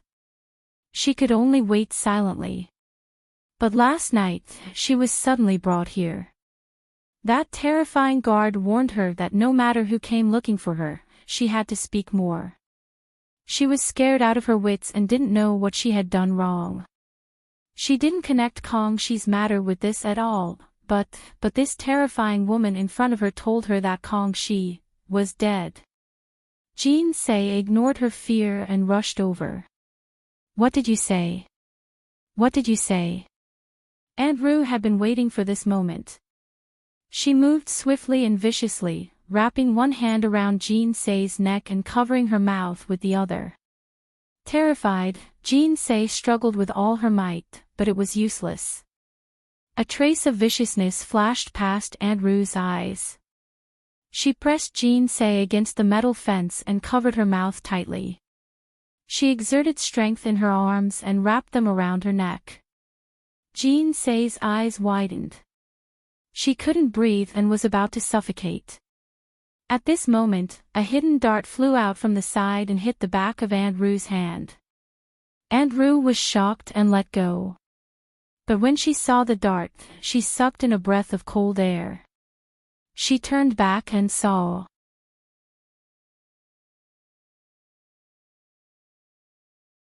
Chapter 673. The darts on the ground told Andrew who the newcomer was, but she didn't want to believe it. She didn't dare. When she looked back, she had to face reality. The person walking towards her was none other than the Tang clan head and her own older brother, Tang Zijin. Perhaps things wouldn't be so bad if Tang Zijin was alone, but Long Fei was walking right behind him. He was a full head taller than Tang Zijin, his body tall and sturdy, his black robes blending into the darkness of the prison.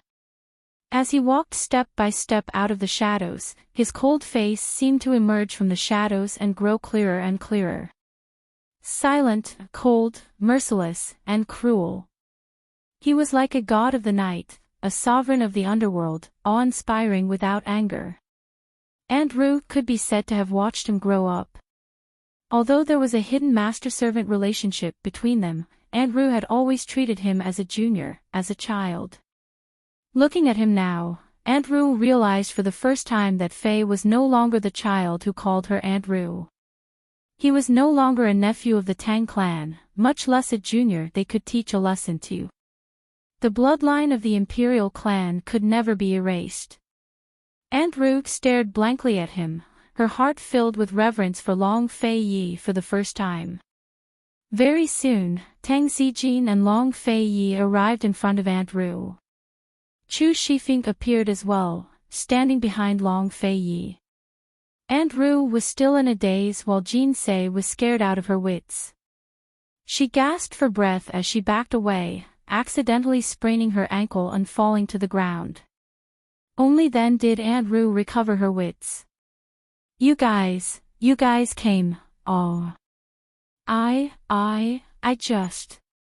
Although Andrew could guess what was going on, she didn't dare to dwell on it. She did her best to keep calm and explain her actions. Granny Kong, she was sleeping, so I came over first. I didn't even get to ask her a few questions before this girl, she couldn't even explain herself. Tang Zijin and Long Fei Yi were both staring at her cold, waiting for her to finish. This girl is still so stubborn, saying that she doesn't know anything. I just want to scare her. Andrew finally made things clear. Tang Zijin waited for Long Fei Yi to speak. The corners of Long Fei Yi's mouth curled up in a mocking smile, but he didn't say anything. Tang Zijin's expression became more and more unsightly. It was as if the sky was covered in dark clouds, and a storm could come at any moment. Tang Zijin had been invited by Long Fei Yi a long time ago. He had clearly seen how Andrew had come in and what she had done to Jin Se. Everything Chu Shifeng said was just an excuse to lure the snake out of its hole. What old mama next door? What hidden weapon launcher? What note? Everything was fake. Chu Shifeng had only found the Jin Se because he discovered a hidden needle hidden in Kong Shi's belongings. It had taken him a few days to track down the clues before he'd found the needle. Andrew was that traitor. She mistakenly thought that Jin Se knew everything, so she came to silence her. Seeing Tang Zijin's silence, Andrew grew more and more flustered. Big brother, why don't we start the interrogation? Enough. Tang Zijin finally exploded. He punched the air in front of Andrew, narrowly missing her head and making her bleed from her 7 orifices. Andrew was still trying to explain things at a time like this. She was nothing more than a clown, laughable to the extreme. Andrew was the person he relied on the most, the second in command of the Tang clan. How could she collude with an enemy of the Tang clan and betray the Duke of Qin? Moreover, she hadn't told him a thing when he'd questioned her before. Now that Long Fei Yi had schemed against her, he had no reason to protect her even if he still wanted to. Abominable. Infuriating. Laughable. Absolutely stupid. Tang Zijin was so angry that his breathing quickened. He was on the verge of losing control, while Andrew's face had turned green with fright.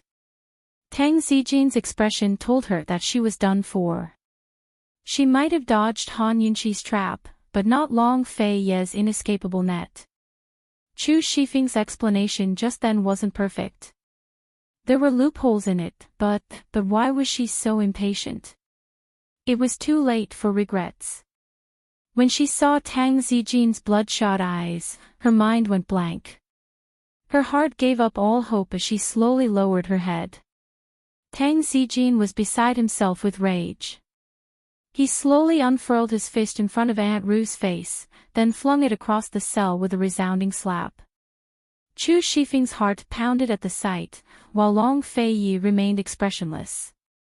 Aunt Ru was stunned as well. Even her parents had never hit her in her life, so she never expected her big brother to slap her at her age. She covered her face with a self-mocking smile and fell to her knees. Iru knows her wrongs and is willing to accept punishment. Tang Zijin laughed coldly. That's easy for you to say.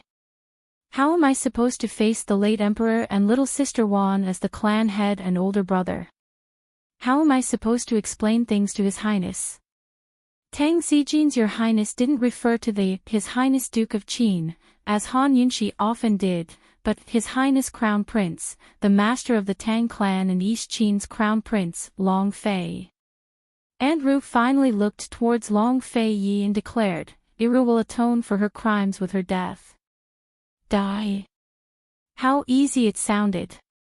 Long Fei Yi was about to speak when Aunt Ruth suddenly broke into sobs.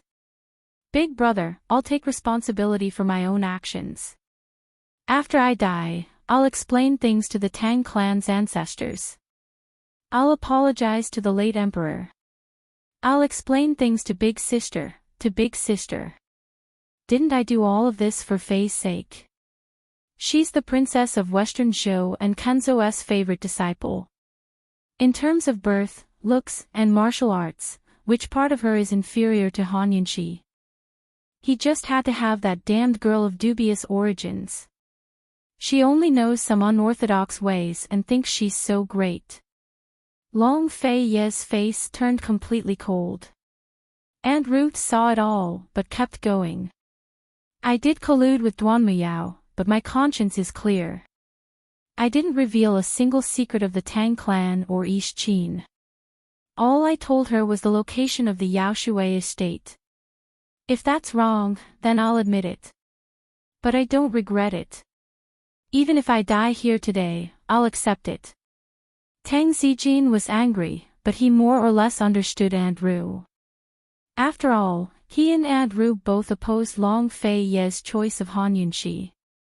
A complicated look flickered past his eyes before he asked, how could Duanmu Yao trust you if you only told her the location of the Yao Shui estate?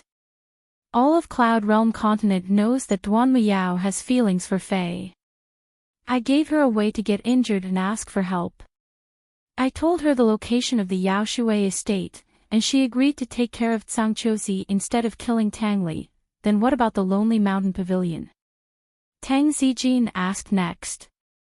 Long Fei Yi had told him all about it just then. That's because I told Duanmu Yao beforehand not to trust anyone from the Tang clan. Duanmu Yao was only playing along with that servant girl, and Ru said with a heavy sigh. Big brother, I admit my wrongs, but I don't admit to being a traitor. I didn't betray the Tang clan. Tang Zijin was waiting for those exact words. Only then could he lighten Andrew's crimes. He couldn't just watch her die, could he? Before he could speak, Long Fei Yi said coldly, you didn't betray the Tang clan, but you betrayed this crown prince. This crown prince?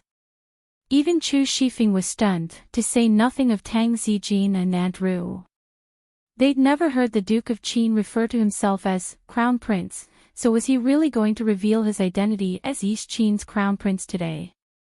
He was being very serious. Chu Shifeng immediately fell to one knee. Seeing this, Tang Zijin backed up a step and bowed respectfully with his hands clasped in submission. Aunt Ru's heart pounded as she felt the same sense of reverence again. But she did her best to ignore it. She knew that if she didn't explain herself now, she'd never get another chance. Your Highness, Iru didn't do anything to betray you.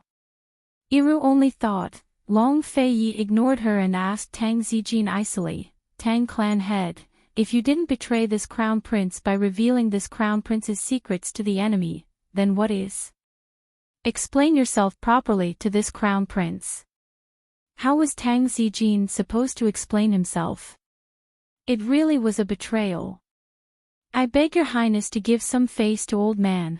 Take into account that this matter didn't cause too many losses, and that Iru didn't have any ill intentions, and punish her leniently. This crown prince has already told you the East Qin imperial clan's rules. Traitors are to be executed through 9 generations. Long Fei Yi said. The Tang clan counts as a descendant of the imperial clan. 9 generations is one thing, but this crown prince will execute your own Tang clan instead. Tang Zijin immediately fell to his knees at these words. He and Aunt Ru exchanged gaping looks. They never expected Long Fei Yi to be so ruthless. Fei, do you know what you're saying? For the sake of a woman, you're going to destroy the Tang clan. Do you remember what your imperial mother told you before she died? Aunt Ru asked loudly. Tang Yuan had told him clearly that all orphans of noble families would harbor thoughts of betrayal. Only the Tang clan was trustworthy. She'd entrusted Long Fei Yi to Tang Zijin's care. Long Fei Yi finally lost his temper and demanded, then do you know what you've done? I know. Aunt Ru refused to budge an inch. Tang Zijin didn't have time to stop her. It's you who doesn't know what you're doing. You were bewitched by that woman, Han Yunxi. Have you forgotten how your imperial mother died? Tang Zijin, drag her out and execute her on the spot. Otherwise, don't blame this crown prince for being merciless. Long Fei Yi said. He'd only been bluffing before, but this time he was serious. He wouldn't go so far as to destroy the Tang clan, but he could definitely kill Iru with his ruthlessness. Tang Zijin knew that he had to give an explanation for this matter, or else the results would be even worse than now. Your Highness, please calm your anger. This is all because of my lack of discipline as the head of the Tang sect. I hope that Your Highness will allow me to abdicate and hand over the position of Tang sect master to someone who is qualified for the position. Tang Zijin pulled out his biggest bargaining chip. Big brother. Aunt Ru was alarmed. Shut up. Tang Zijin was very fierce. Iru was stupid, but he wasn't. Long Fei Yi was so angry because Iru was targeting Han Yunxi. He told her long ago that she had to plan carefully before dealing with Han Yunxi. Unfortunately, she didn't listen. Now, not only was Long Fei Yi wary, she was in danger of losing her life.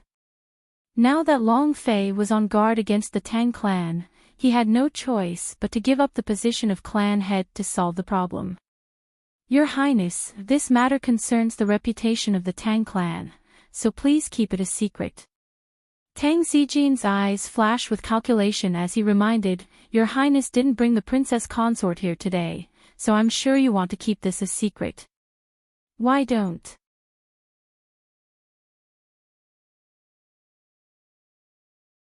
Chapter 674. The position of clan head was Tang Zijin's biggest bargaining chip to protect Aunt Ru's life. He spoke of it easily, but how could he give it up willingly? This was only a last resort, a temporary measure. At most, he'd lose the title of clan head, but he had to keep his authority firmly in his hands. After all, there were plenty of branch families and concubines in the Tang clan eyeing the position of clan head. Once the truth was exposed, he wouldn't be able to control the situation. Thus, even if he gave up the position, he had to keep the successor under his control. Why don't we use Tang Li's wedding to pass the position of clan head to Tang Li? That way, no one will suspect anything, Tang Zijin probed. He wondered why Long Fei Yi hadn't brought Han Yunxi with him this time. First, it wasn't appropriate for Han Yunxi to know too much about the Tang clan's internal affairs. Second, it could be considered a final show of mercy to the Tang clan. If Han Yunxi had been here today, then Aunt Ru would have been dead for sure. Thus, Long Fei Yi wouldn't make a big fuss about today's events. Long Fei Yi only looked at Tang Zijin coldly without a word. Tang Zijin was an old fox, but he'd fallen into his trap all the same. He hadn't brought Han Yunxi with him not because he was soft-hearted towards Aunt Ru, but because he wanted to hide his East Qin identity. If Han Yunxi was here, then it'd be hard for him to say anything. Tang Zijin had pushed Tang Li forward, but he had no idea that Tang Li's heart was no longer on his father's side after running away from the wedding. Seeing Long Fei Yi remain silent, Tang Zijin grew uneasy and said, Your Highness, Tang Li is marrying the head of Cloud Realm Trade Consortium. Compared to her, his status as the young clan head of the Tang clan truly is a bit lower. If he took the position of clan head, he wouldn't be so inferior. This subordinate's concession before the wedding is perfectly justified and won't arouse suspicion. Hearing this, Aunt Ru finally understood that Tang Zijin was trying his best to protect her. She remained silent, not daring to speak carelessly. Your Highness, Aunt Ru's status is special. It really isn't appropriate to publicize this matter. As this subordinate sees it, this is a good idea. Chu Shifeng seemed to be persuading him, but he was actually helping Long Fei Yi put on an act. Long Fei Yi had achieved his goal, but he still had to settle the score with Aunt Ru. Otherwise, he wouldn't be able to explain it to Han Yunxi. Seeing that Chu Shifeng had coaxed her, Aunt Ru finally dared to speak up. Sister-in-law should keep that a secret too. Tang Li's about to get married, so don't make her worry. Long Fei Yi and Mrs. Tang had a good relationship, so Aunt Ru played the emotional card. Long Fei Yi finally relented. You can avoid death, but you can't escape punishment. Aunt Ru's heart, which had been hanging in the air, finally settled back into her stomach. Tang Zijin also secretly let out a sigh of relief. Thank you for your grace, Your Highness. Aunt Ru was gloomy. He'd already given up the position of clan head, but still wanted to punish her. She was indignant, but Tang Zijin glared at her and she could only admit defeat. "Please punish me, Your Highness. Confine her to returning Dragon Peak for 10 years, Long Fei said." Aunt Ru almost jumped to her feet, but Tang Zijin held her back. She glared at him, but he glared back. In the end, it was still Tang Zijin who was stronger than Aunt Ru. Aunt Ru lowered her head in despair. What else could she do besides comfort herself that she'd escaped with her life?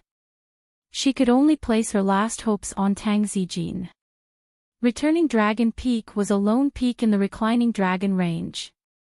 It was the burial ground of the Tang clan, so Long Fei wanted her to guard the graves. Chu Shifeng, take the Kong clan's old woman to returning Dragon Peak. Leave a few shadow guards behind to keep watch. Long Fei looked at Tang Zijin and asked, having Tang Yiru fulfill her filial piety counts as an explanation for the deaths of the Tang clan disciples. What do you think? Tang Zijin couldn't retort, so he could only nod. Aunt Ru was on the verge of tears. She wanted to cry out injustice and explain herself, but Long Fei didn't want to hear any more of her nonsense. "Cold," he said, "someone come, confine Tang Yiru to returning Dragon Peak. Without this Crown Prince's orders, anyone who tries to rescue her will die." There was no one else here, so his words were meant for Tang Zijin's ears. Tang Zijin didn't say a word, but dragged Aunt Ru away. Not to mention Aunt Ru, even Tang Zijin himself had yet to recover from the shock. Everything had happened too suddenly. As soon as they were out the door, Aunt Ru couldn't help but shake off his hand like a madwoman. "Big brother, I won't accept this. I won't accept this." Tang Zijin's face was gloomy as he grabbed her arm, but Aunt Ru shook him off again. "Big brother, how did Fei become like this? He's simply disgraceful. Don't forget your own status. If you really want to die, I can help you out." Tang Zijin warned sternly. He'd had enough. If this idiot wasn't his little sister, he would have sent her on her way long ago. "Old man has already lost his position as clan head to you. What else do you want? Old man has given you his life as well. Are you satisfied now?" Tang Zijin was furious. "Big brother, I can die. But we have to figure out Han Yunxi's identity first." Aunt Ru's gaze was resolute. "You're still talking." Tang Zijin scolded. "I know what I'm doing, so there's no need for you to worry." Tang Zijin hesitated for a long time before he said seriously, "Go say goodbye to your sister-in-law. Just say you've gone to the northerly snow mountains and haven't set a date for your return. Be careful with your words. If you dare to reveal a single detail about what happened today and hurt her heart, you'll have to deal with it yourself." Aunt Ru nodded repeatedly. She was still counting on her big brother to save her in the future, so she didn't dare to hurt her sister-in-law's heart. After she left, Tang Zijin returned to his study and plopped heavily into a chair. He furrowed his brows and forced himself to calm down. Aunt Ru had said so much nonsense, but she was right about one thing. They could die, but they had to figure out Han Yunxi's identity first. To put it bluntly, they could destroy the entire Tang clan, but they had to figure out Han Yunxi's identity first. Aunt Ru had only eavesdropped on the Shadow Clan's affairs. She'd investigated for 2 years without finding anything, which made them uneasy. If Han Yunxi really did have connections with Western Qin's imperial clan, then Fei's heart would sink. How could he ever rise again? Tang Zijin couldn't imagine it. Aunt Ru's fate today had been a resounding wake-up call for him. He had to be more cautious than ever. Today, he'd given up the position of clan head simply because of this matter. He had to retreat for the sake of advancing. First, he'd dispel Fei's suspicions, then slowly make plans for Han Yunxi. He figured that if he could help Tang Li with the Tang clan's complicated affairs, he'd have time to plan things out properly. Long Fei Yi ordered Chu Shifeng to keep a close eye on Aunt Ru before going to find Han Yunxi. Coincidentally, he ran into Han Yunxi coming out of her room. Long Fei Yi, we were wrong before. We should start with Kong Shi. Han Yunxi said seriously. Although she couldn't make a decision yet, she'd suddenly thought of this when she woke up this morning. We were too impatient. We still need to investigate Kong Shi slowly. Aunt Ru has to have something to use against him. We'll definitely find out. Long Fei looked at Han Yunxi, his eyes filled with doting helplessness as he smiled faintly. What are you smiling about? Han Yunxi asked. Han Yunxi, Long Fei Yi drew closer. How about I tell you something? Han Yunxi was at a loss. What? Do you want to hear it or not? Long Fei Yi asked. Han Yunxi could only put the matter of Kong Shi aside for now. Go ahead. Your lordship. Long Fei Yi spoke very slowly. He looked seriously at Han Yunxi's face and smiled faintly. You look pretty good when you're being silly. Your lordship will allow you to be silly once in a while. Han Yunxi was even more confused. What do you mean? Long Fei Yi drew closer and hugged her gently. In a low voice, he told her everything about Aunt Ru.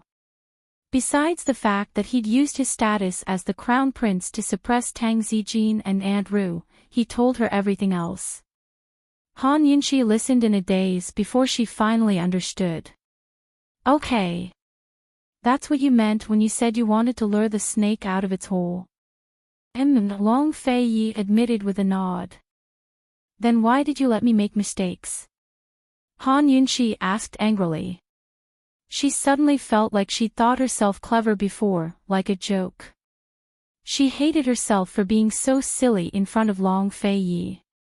At most, you were being silly, not making mistakes, Long Fei Yi smiled. If you hadn't been silly, Aunt Ru wouldn't have trusted Chu Shifeng so quickly.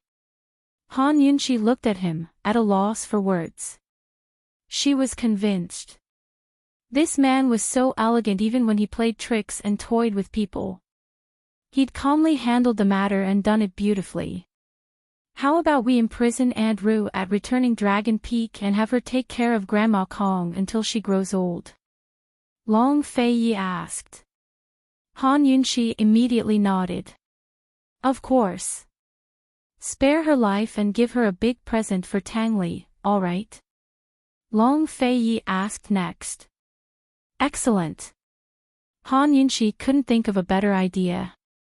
Aunt Ru's life was worth the position of Tang clan head, so they'd profited. Aunt Ru's life wasn't worth that much.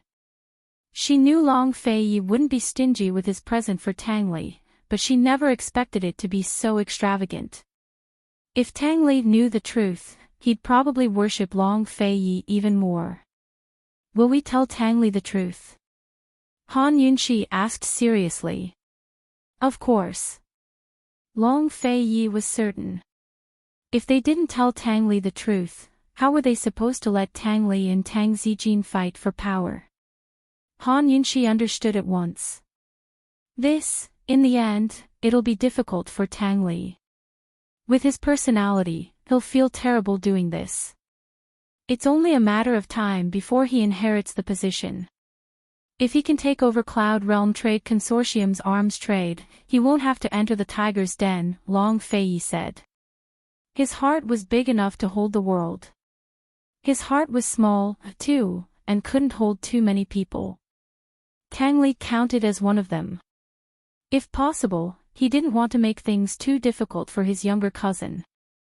Tang Li inheriting the position of head of the Tang clan was safer than being a spy in Cloud Realm Trade Consortium. I didn't consider that. If we can subdue Ningjing, we really don't need to risk our lives in Cloud Realm Trade Consortium, Han Yunxi smiled. Han Yunxi pretended not to know the truth about Aunt Ru in front of Tang Zijin and the rest. A few days later, Tang Zijin found a death row prisoner as a scapegoat to solve the case. Han Yunxi didn't dig deeper, but cooperated with him to put on a show. Just like that, the matter passed. As for Lady Tang, she really didn't know any of this. She only regretted that Tang Li was about to get married. If only Aunt Ru had left a little later. 3 days after Aunt Ru was imprisoned on returning Dragon Peak, Tang Li's wedding procession set out ahead of schedule. It would take 5 days for a round trip, so they could bring the bride to the Tang clan at the auspicious hour of the 28th day of the 3rd month. This time, Long Fei Yi and Han Yunxi only followed behind without disguising themselves as part of the procession. The use of Han Yunxi's gold ingot was about to be revealed.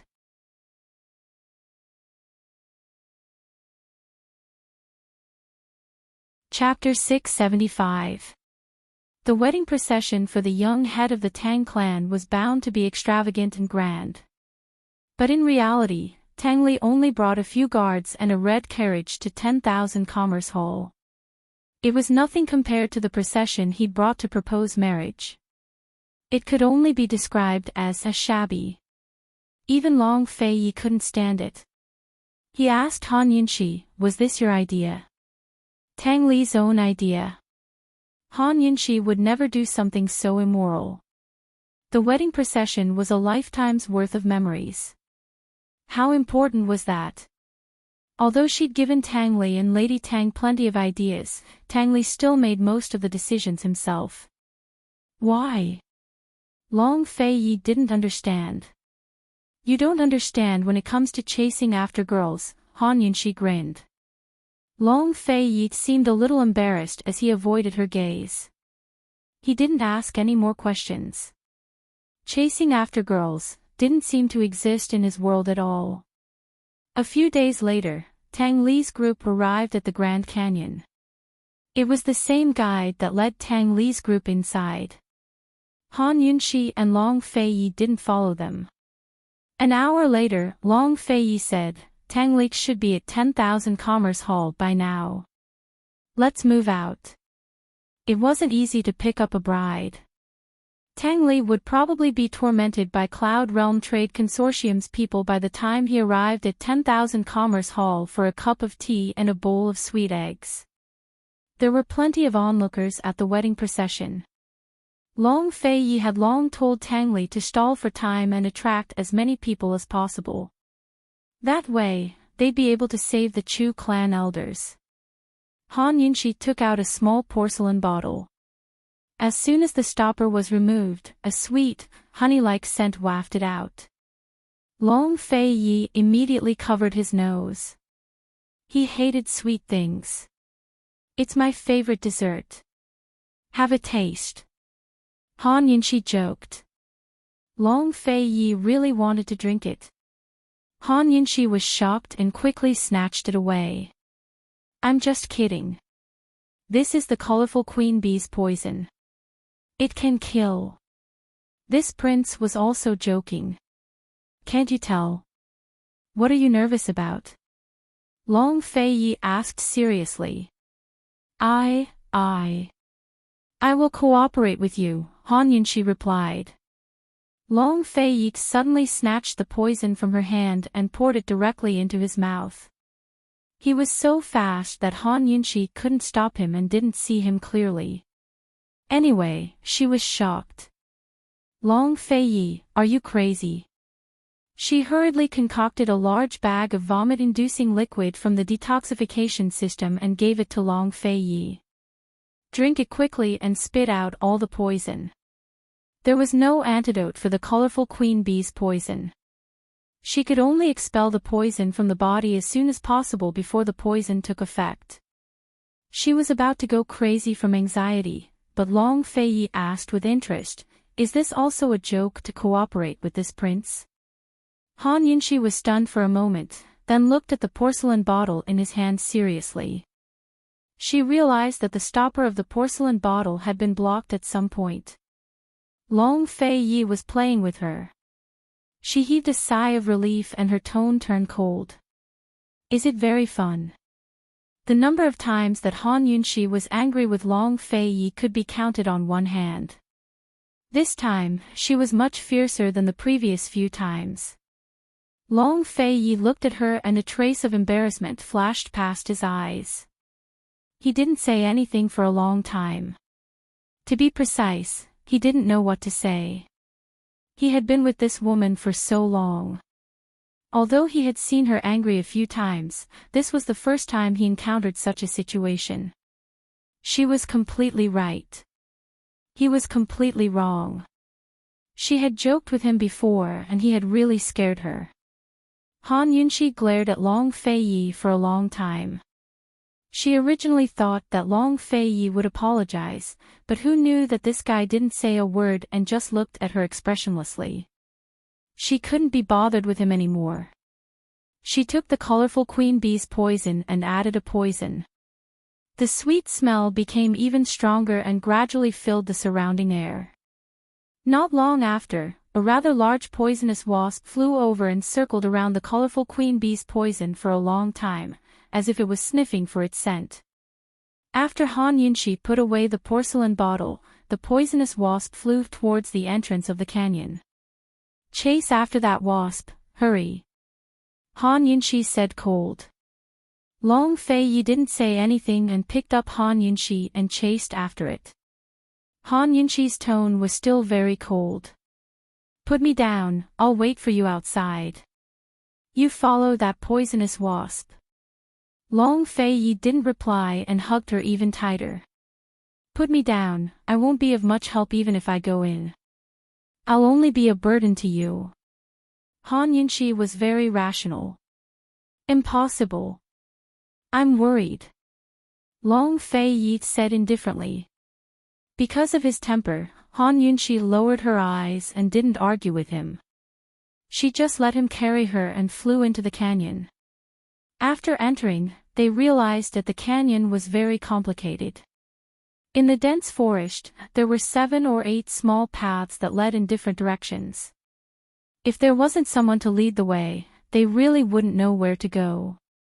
Long Fei Yi hugged Han Yunxi tightly and shuttled through the forest. He was wary of the guards lying in ambush while chasing after the poisonous wasp. The poisonous wasp flew very fast and flew through the dense foliage. If one wasn't paying attention, it was very easy to lose it. However, while Long Fei Yi was multitasking, he was also distracted by Han Yunxi. He knew that Han Yunxi's gold ingot was used to lead the way, but he wasn't clear on the specific principle. "What's the meaning of this poisonous wasp leading the way?"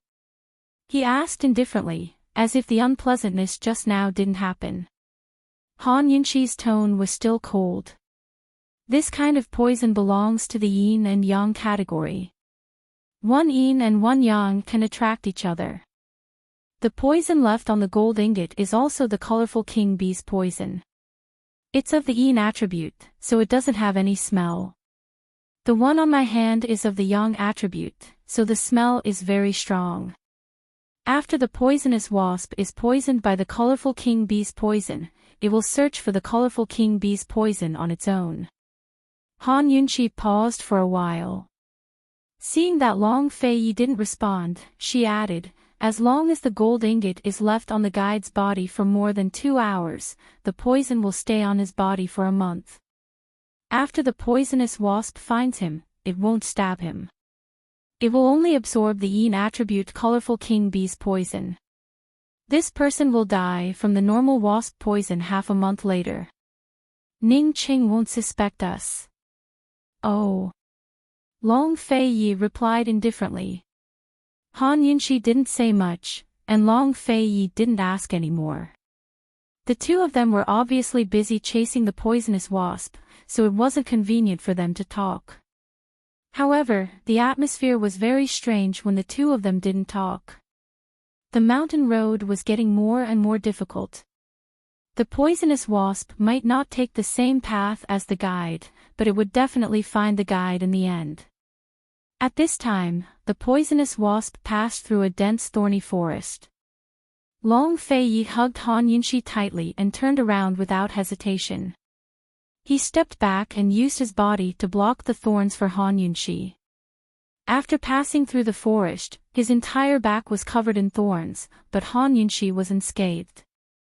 He could easily cut through the thorns, but if he made too much noise, it would attract the guards. This was the fastest and least noisy way. Not long after, Long Fei smelled a sweet smell. The poisonous wasp in front of them suddenly turned back and flew around them. "What's going on?" Long Fei asked indifferently. "Put me down," Han Yunshi said coldly. Long Fei did as he was told. He found a hidden flat ground and put her down. Han Yunshi ordered coldly, "Sit down." As soon as Long Fei sat down, Han Yunshi ordered again, "Take off your clothes." In the whole world, only this woman dared to say this to him. Only she had the chance to say this to him. This was the second time she said this to him. He felt completely different when he heard it the first time, but he still did as he was told. Han Yunshi's face was tense, but when she saw the bloody wounds on Long Fei's back, she couldn't stay calm anymore. She asked anxiously, "Does it hurt?" "You're not angry anymore." He was about to turn around when she stopped him fiercely. "Don't move." He was still very obedient. She immediately took out the ointment and knelt behind him to treat the wounds. This kind of injury was nothing to him. Even if she sprinkled salt on the wounds, he wouldn't feel any pain. However, when her fingertips caressed his back, he sat up straight unconsciously. "Relax. Why are you holding back? The wounds will tear open." Han Yunshi reminded him anxiously. He was a little helpless, but he quickly relaxed and let her touch him. His upper body was bare. Not to mention his firm pecs and six-pack abs, even his back and arms were firm, tough, and full of strength. They were sexy as hell. Han Yunshi was busy treating the wounds, but she still couldn't help but get distracted. "Are you still angry?" Long Fei asked again. Han Yunshi didn't answer, but Long Fei stubbornly demanded an answer. "You're still angry, aren't you?" Han Yunshi really wanted to pinch his wounds to vent her anger. He knew she was angry, but he kept asking. Couldn't he say anything else? Suddenly, Long Fei's voice softened. "Yunshi, don't be angry anymore, all right?" Han Yunshi's hand stiffened on his back and didn't move for a long time. "Yunshi," it sounded like a lover's whisper. He rarely called her that, but when she heard those two words, she felt so familiar and intimate. It was as if they'd moved a few steps closer. He didn't know how to apologize, but stubbornly asked, "Don't be angry anymore, all right?" She didn't know whether to laugh or cry as she slowly drew closer, her small hands rubbing his shoulders before planting a light kiss on his firm shoulders. She didn't let go immediately, but pressed her lips against his shoulder with a smile. "For the sake of this beautiful back, I'll forgive you this once." Long Fei couldn't help but raise his head and suck in a cold breath. Then he clenched his teeth as if in pain. "Did you pull on your wounds?" Han Yunshi panicked and quickly withdrew to check the wounds. Long Fei was the one who didn't know whether to laugh or cry. "I'm sorry, I didn't mean to." "Where does it hurt?" "Here. Or is it this side?" Han Yunshi asked as she lightly touched the wound. Long Fei decisively grabbed his clothes and put them on. "It's fine. We're in a hurry, so let's go." "Your wounds will, it's nothing serious. I'll be fine after applying medicine. Let's save him first." Long Fei interrupted her domineeringly. Han Yunshi could only give up. After she put away the porcelain bottle, Poisonous Wasp continued to lead the way while Long Fei carried her and caught up. The two of them were still silent, but the atmosphere was obviously better. After a long time, Long Fei finally spoke, "Han Yunshi. What's there to apologize for? You didn't do anything wrong, but, you're being silly again. Long Fei Yi smiled faintly. What do you mean? Han Yunxi really didn't understand. Long Fei Yi smiled but didn't say anything. This woman was so silly that she didn't realize that she was the one who lit the fire. He allowed her to be so silly. I'll tell you later. Long Fei Yi was in a good mood. Were these two flirting? Who flirted with who? Just as they were walking towards one commerce hall, Tang Li attracted a large crowd because he flirted with Ning Jing's maidservant.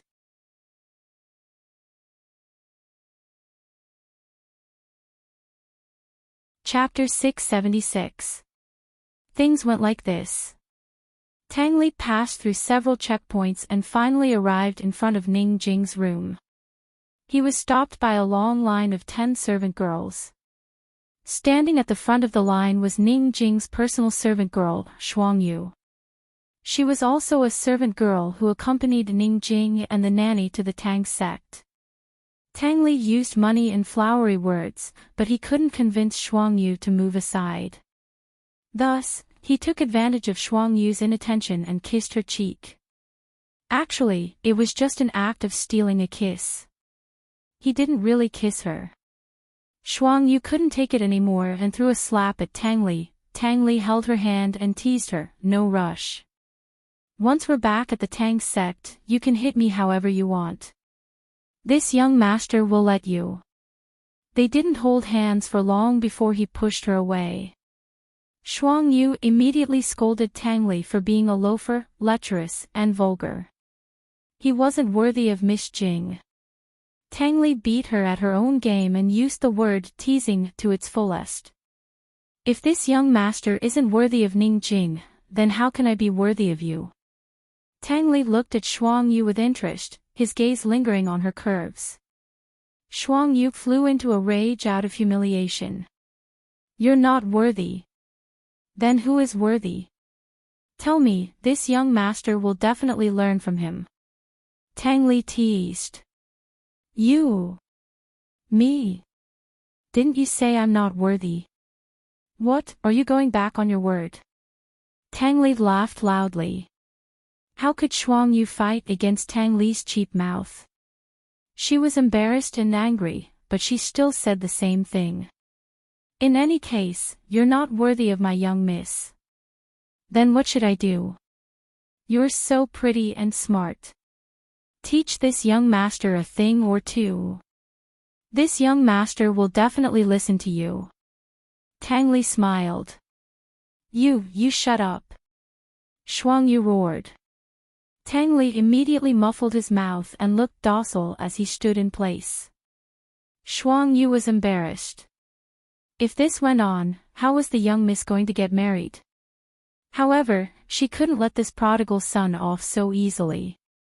Finally, she said, "Apologize." Then, before he could finish, Tang Li apologized obediently, "I'm sorry." Shuang Yu was frightened, but she still held on and said seriously, "Kneel down." Before he could finish his sentence, Tang Li really knelt down on one knee. There was an uproar around them. Ning Jing also saw it through the crack in the window. Other than disdain and contempt, there was only anger in her eyes. Every time she saw Tang Li, her impression of him would worsen. If she could, she really did not want to see this bastard again, much less hear his voice. Today was the day he came to marry her, yet he dared to flirt with a servant girl in front of her room. What was this? In the days to come, would he have to let the maidservant sleep in her bed? What other ridiculous things would he do in the next year? Go and drag Shuang Yu away. Hang her up in the back mountain and feed her to the wolves. Ning Jing ordered gloomily. Young miss, won't Tang Li laugh at you if you do this? Since things have come to this, just let them be. Shuang Yu knows her limits. The one who spoke was a middle-aged woman who was calm and reserved. She was Ning Jing's wet nurse, and everyone called her Aunt Shuang. Ning Jing was quite obedient to Aunt Shuang's words. She punched the windowsill and didn't say anything else. At this time, Shuangyu seriously said to Tang Li, "Young Master Tang, our young miss is in the room. Swear to the door." Tang Li was very obedient. He shifted his position and knelt on one knee facing the door. Shuangyu inwardly sighed in relief and continued, "Swear that from today onwards, you will only love Miss Jing and treat her well. You will pamper her wholeheartedly, protect her, and listen to her unconditionally. You will never let her starve, freeze, or tire herself out." Tang Li really did raise his hand. Seeing this, Ning Jing became even more disdainful. With her personality, she would have stopped watching a long time ago, but for some reason, she was still watching and waiting. "All right." Tang Li was about to say the same, but he suddenly retracted his hand and asked gently, "If this young master only loves her, then what will you do?" Shuangyu was about to cry. She really didn't know what she should do. Ning Jing's eyes narrowed into a straight line. She angrily said, "Is everyone else dead? Can't we deal with him?" If she wasn't the bride, she would have rushed out to deal with Tang Li long ago. Shuangyu was already the boldest out of all the maidservants. The other maidservants watched from the side and were all glad that they weren't the ones being teased. How would they dare to help? As for the men, they didn't help because they were at the door of the bride's room. According to the rules, men weren't allowed to interfere. At this time, Auntie Shuang opened the door and came out. Seeing this, Tang Li thought that he had delayed enough time and couldn't continue acting. At least Long Fei Yi and Han Yunxi were already in one commerce hall. He couldn't delay for too long. Otherwise, after the two elders of the Chu family were rescued, the Tang sect would also be suspected. He hurriedly walked towards Auntie Shuang and immediately forgot about Shuangyu. Son-in-law really likes to joke. Aren't you afraid of missing the auspicious hour? Auntie Shuang smiled kindly. Can I see my Jing, if I don't joke? Tang Li asked.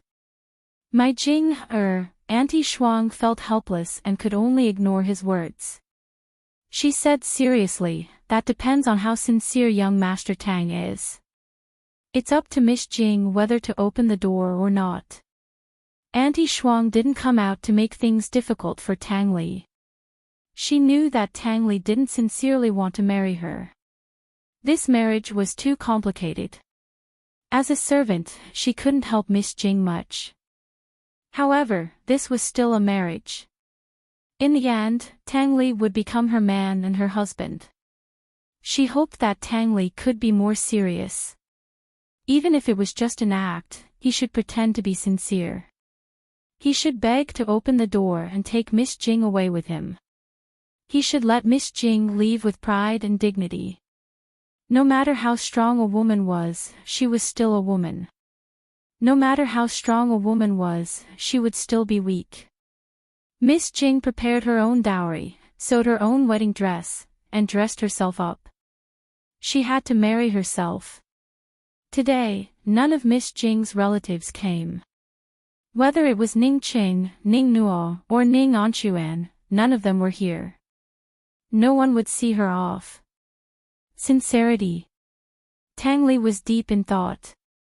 Soon, he walked to the door and shouted, "Oh Yang Ning Jing, are you coming out?" What was going on? Auntie Shuang frowned, feeling a little hopeless. She could only pray that this playboy wouldn't hurt Miss Jing. What was she asking for? Ning Jing was no longer by the window. She leaned against the door with a cold smile. She didn't care about the auspicious time. She had already decided to let Tang Li stand outside the door for 3 days and 3 nights to torture him. Oh Yang Ning Jing, are you still not coming out? I'm warning you. Tang Li's tone was fierce. He was a completely different person from when he was teasing Ning Jing. Everyone broke out in cold sweat for her. It seemed that Tang Li really hated Ning Jing. Warning. Do you think I'm a pushover? Ning Jing sneered disdainfully. She tilted her head and asked the servant girl beside her, "He dares to warn me in my territory. What can he warn me about? Is he not going to marry me?" As soon as she said that, she heard Tang Li shout from outside, "I'm warning you. If you don't come out, I'll block the door and not leave. I, Tang Li, will only marry you, Ning Jing." Ning Jing was stunned. Her mocking smile froze on her face.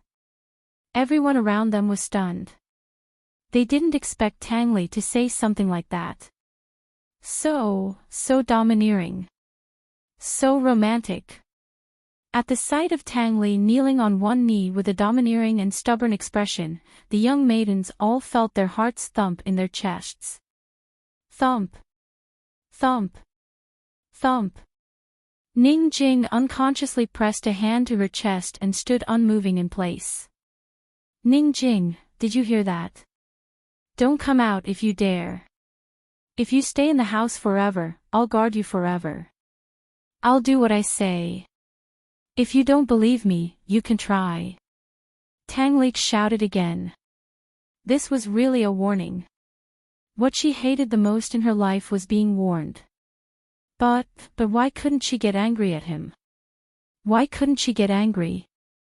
"Ning Jing, are you a coward? Do you have the guts to answer this young clan head?" Tang Li goaded him into action. Ning Jing immediately turned to open the door. At that moment, the maidservants on both sides looked over in disbelief.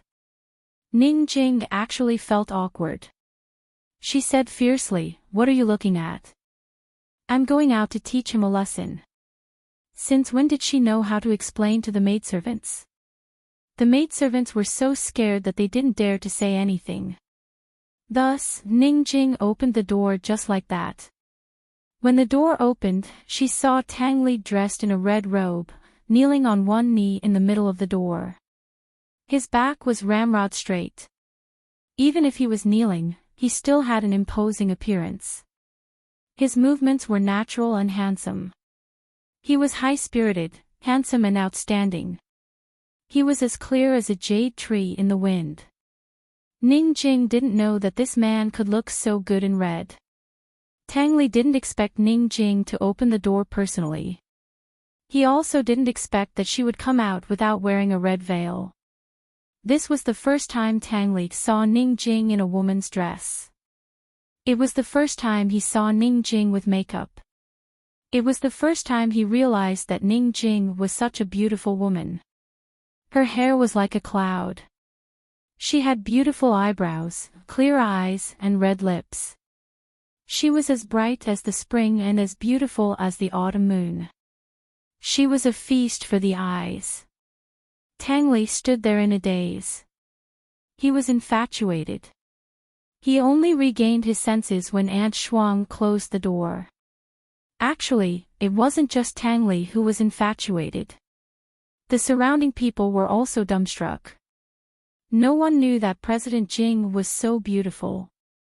Aunt Shuang was quite frightened by Ning Jing. How could a bride run out without wearing a red veil? "Young Master Tang, congratulations. Please wait a moment." She didn't have time to explain and hurriedly pulled Ning Jing to sit on the couch. "Young miss, you can't show your face like this. It's not auspicious. It'll also cause gossip. If I don't go out, he'll really think that I'm afraid of him." Ning Jing looked very calm. In fact, her hands were tightly clasped together. She was also frightened by herself. Why did she open the door? Aunt Shuang carefully helped Ning Jing put on the phoenix coronet and red veil. She then checked her other clothes before she was relieved. "Young Miss Jing, you've had enough. Let him in." Ning Jing calmly agreed. But for some reason, her heart couldn't help but beat faster. After the door opened, Tang Li strode in. He had already regained his senses. When he saw Ning Jing sitting on the couch waiting for him, a strange feeling flashed through his heart. But he didn't pursue it. He stood in front of Ning Jing and said lazily, "Come on up." I'll carry you out. He didn't know what Ning Jing's expression was, but Aunt Shuang immediately glared at Tang Li. Only then did Tang Li change his words. Jing, I'm here to marry you. Come home with me. Ning Jing didn't say anything. She jumped onto Tang Li's back and wrapped her arms around Tang Li's neck. She pressed her right hand on his chest and warned coldly, walk steadily. If you fall, you'll lose your life. Clearly, Ning Jing came back to her senses. Tang Li carried Ning Jing out of one commerce hall and into the carriage. He got on the horse and immediately left. At this time, where were Long Fei Yi and Han Yunxi?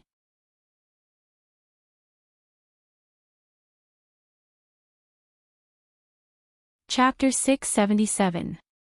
After Tang Li picked up his new bride, Long Fei Yi and Han Yunxi had long followed the poison wasp to 10,000 Commerce Hall. The main defenses of the hall were located in the canyon, so there were only ordinary guards inside. Han Yunxi, who didn't know any martial arts, could only allow Long Fei Yi to carry her as he flew.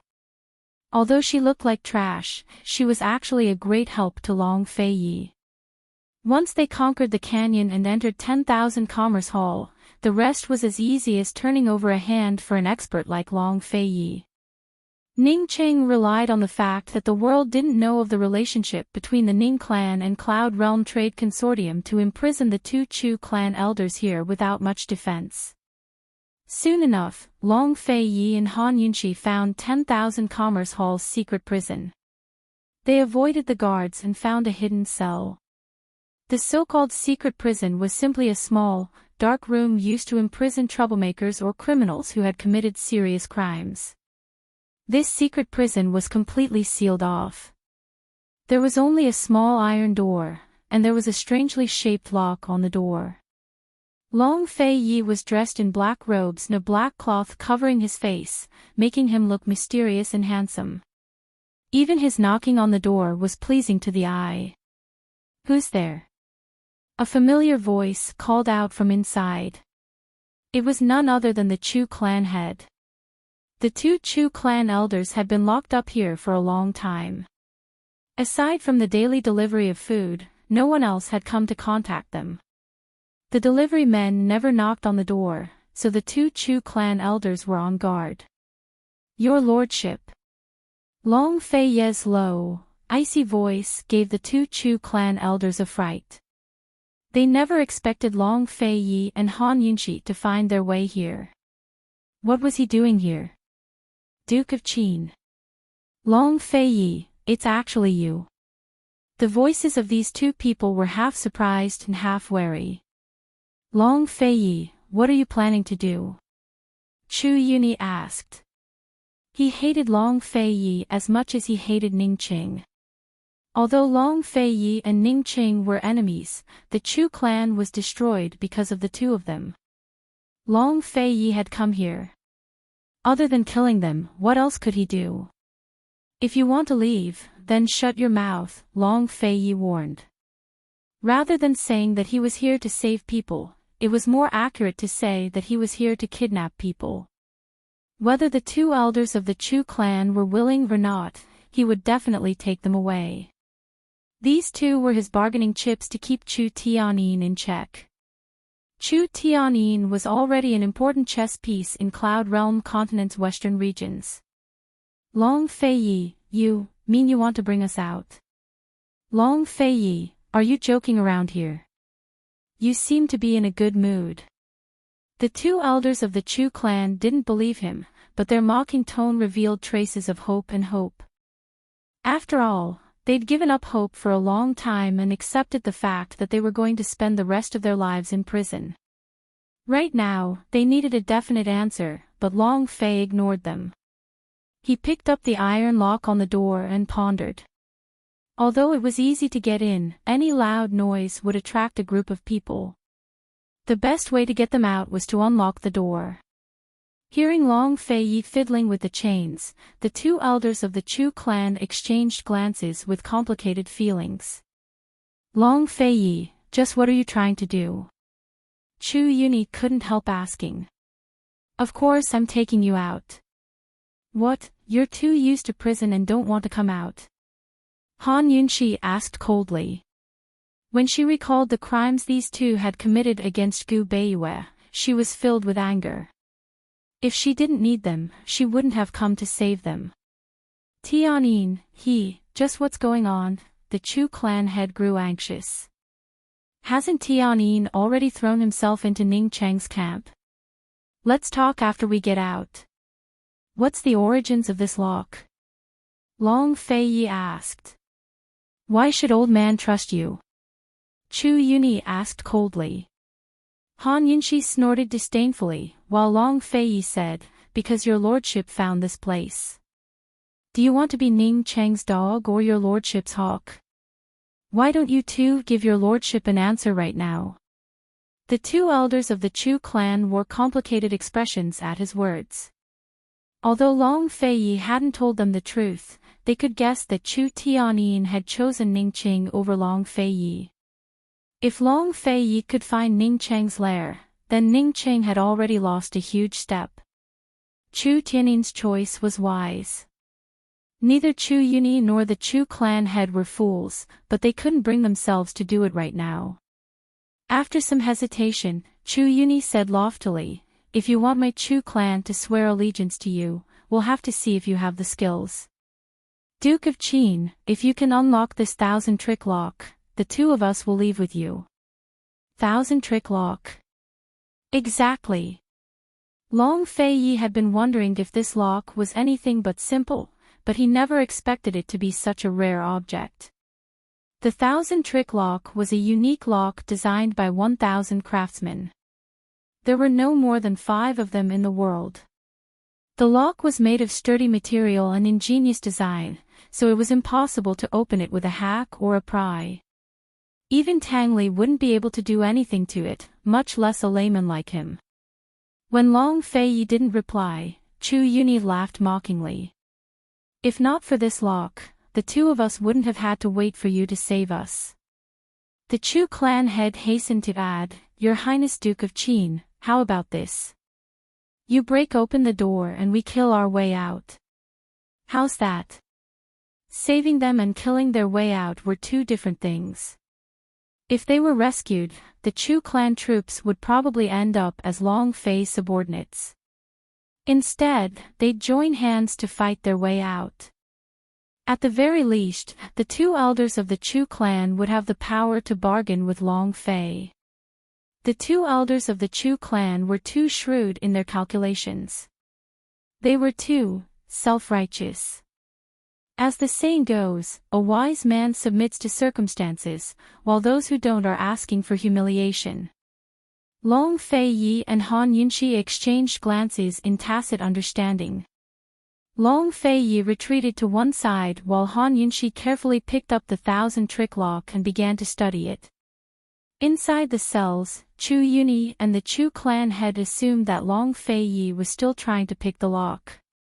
Both of them were disdainful. No matter how he tries, he'll still have to do as we say in the end, Chu Yuni muttered. Why did Tianyin fall out with Ning Cheng? Long Feiyi is even harder to provoke than Ning Cheng. The two of them were still hoping that Chu Tianyin could use Ning Cheng to make a comeback. Tianyin must have his own considerations. The Chu clan head changed the subject. The Chu clan head changed the subject and lowered his voice. Big brother, when we kill our way out later, keep an eye on Han Yunshi. She doesn't know martial arts, which is precisely Long Fei's fatal weakness. Chu Yuni immediately nodded. The Chu clan head meant to use Han Yunshi's lack of martial arts to pin down Long Feiyi and give them a chance to escape. While the two of them were discussing, the door to the cell suddenly opened. The sudden light from the lanterns caught them off guard and forced them to retreat into the shadows. They saw Long Feiyi and Han Yunshi standing in the doorway, their figures outlined in the light. They were lofty and untouchable. You guys, where's the 1,000-trick lock? Chu Yuni and the Chu clan head couldn't believe their eyes. After all, Ning Qing had the key to the 1,000-trick lock, so how did they open the door? Back in the poison sex sky pit, even the Xian iron door couldn't stop Han Yunxi, much less a trifling lock. Ning Cheng had spent a lot of money to buy the 1,000-trick lock from the black market, but now his proudest treasure had been corroded by Han Yunxi's poison.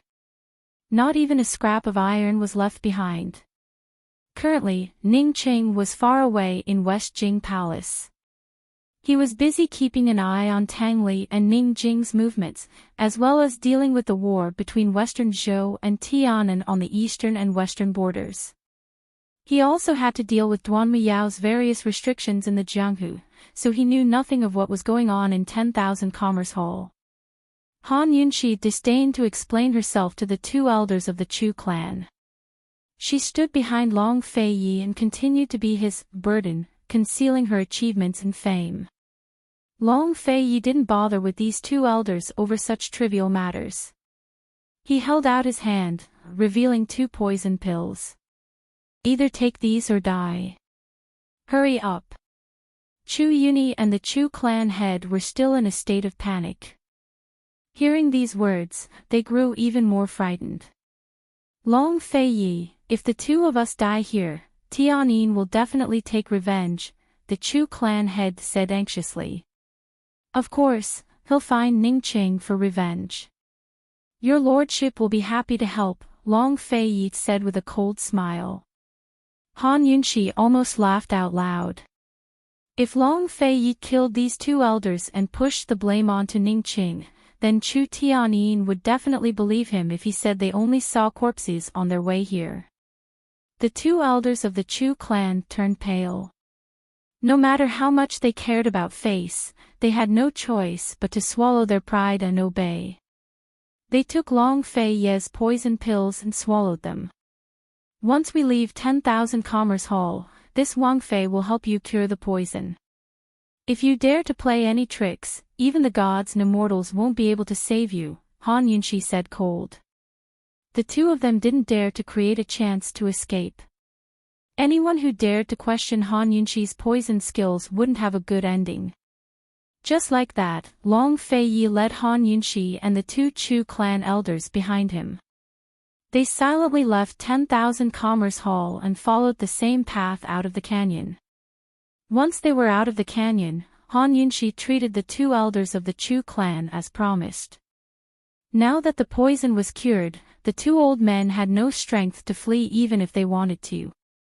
Long Fei was still afraid of attracting the attention of the Ning clan back at 10,000 Commerce Hall, but outside the canyon, he could deal with the 2 of them with a single stroke of his sword. After all, one of them was blind and the other crippled, so they couldn't even shoot arrows. Long Fei Yi handed them over to the waiting shadow guard. The Chu clan head hesitated for a long time before finally giving up. Esteemed Wang Fei, this old man has a request. Han Yunxi knew what he wanted to say. He wanted her to treat the poison in his arm. Cold, she stared at him and said, I don't want to save you. I never want to. She didn't cripple his arm to avenge Gu Beiyue, but she was already merciful enough to treat his arm. Gu Beiyue, Chu Yuni was about to speak when Long Fei Yi stopped him. Someone come, Chiu Yu's pavilion. Without your lordship's orders, no one is allowed to approach. Han Yunxi would probably never see these 2 again. Long Fei Yi wouldn't give her the chance either. Thus, these 2 would never get a chance to reveal Gu Beiyue's identity as a Shadow Clan member in front of Han Yunxi. Gu Beiyue had long asked Long Fei Yi for this matter, so he'd kept it in mind. After dealing with the Chu clan elders, Long Fei Yi and Han Yunxi had to hurry to the Tang clan to attend Tang Li and Ning Jing's wedding. Currently, Tang Li and the rest should still be on their way. Long Fei Yi and Han Yunxi had to go ahead of time to disguise themselves. They couldn't show their faces in front of Ning Jing. That very afternoon, the prison guards came to patrol the area only to find the cell empty. Leaving aside the guards, even the steward of 10,000 Commerce Hall was scared out of his wits. They reported the news to Ning Qing while frantically searching for the 1000-trick lock. Unfortunately, they couldn't find a trace of it even after digging 3 feet into the ground. Ning Qing was in the imperial study discussing how to take back the stolen grain from the Jianghu with a few military officials. When a eunuch whispered the news to his ears, he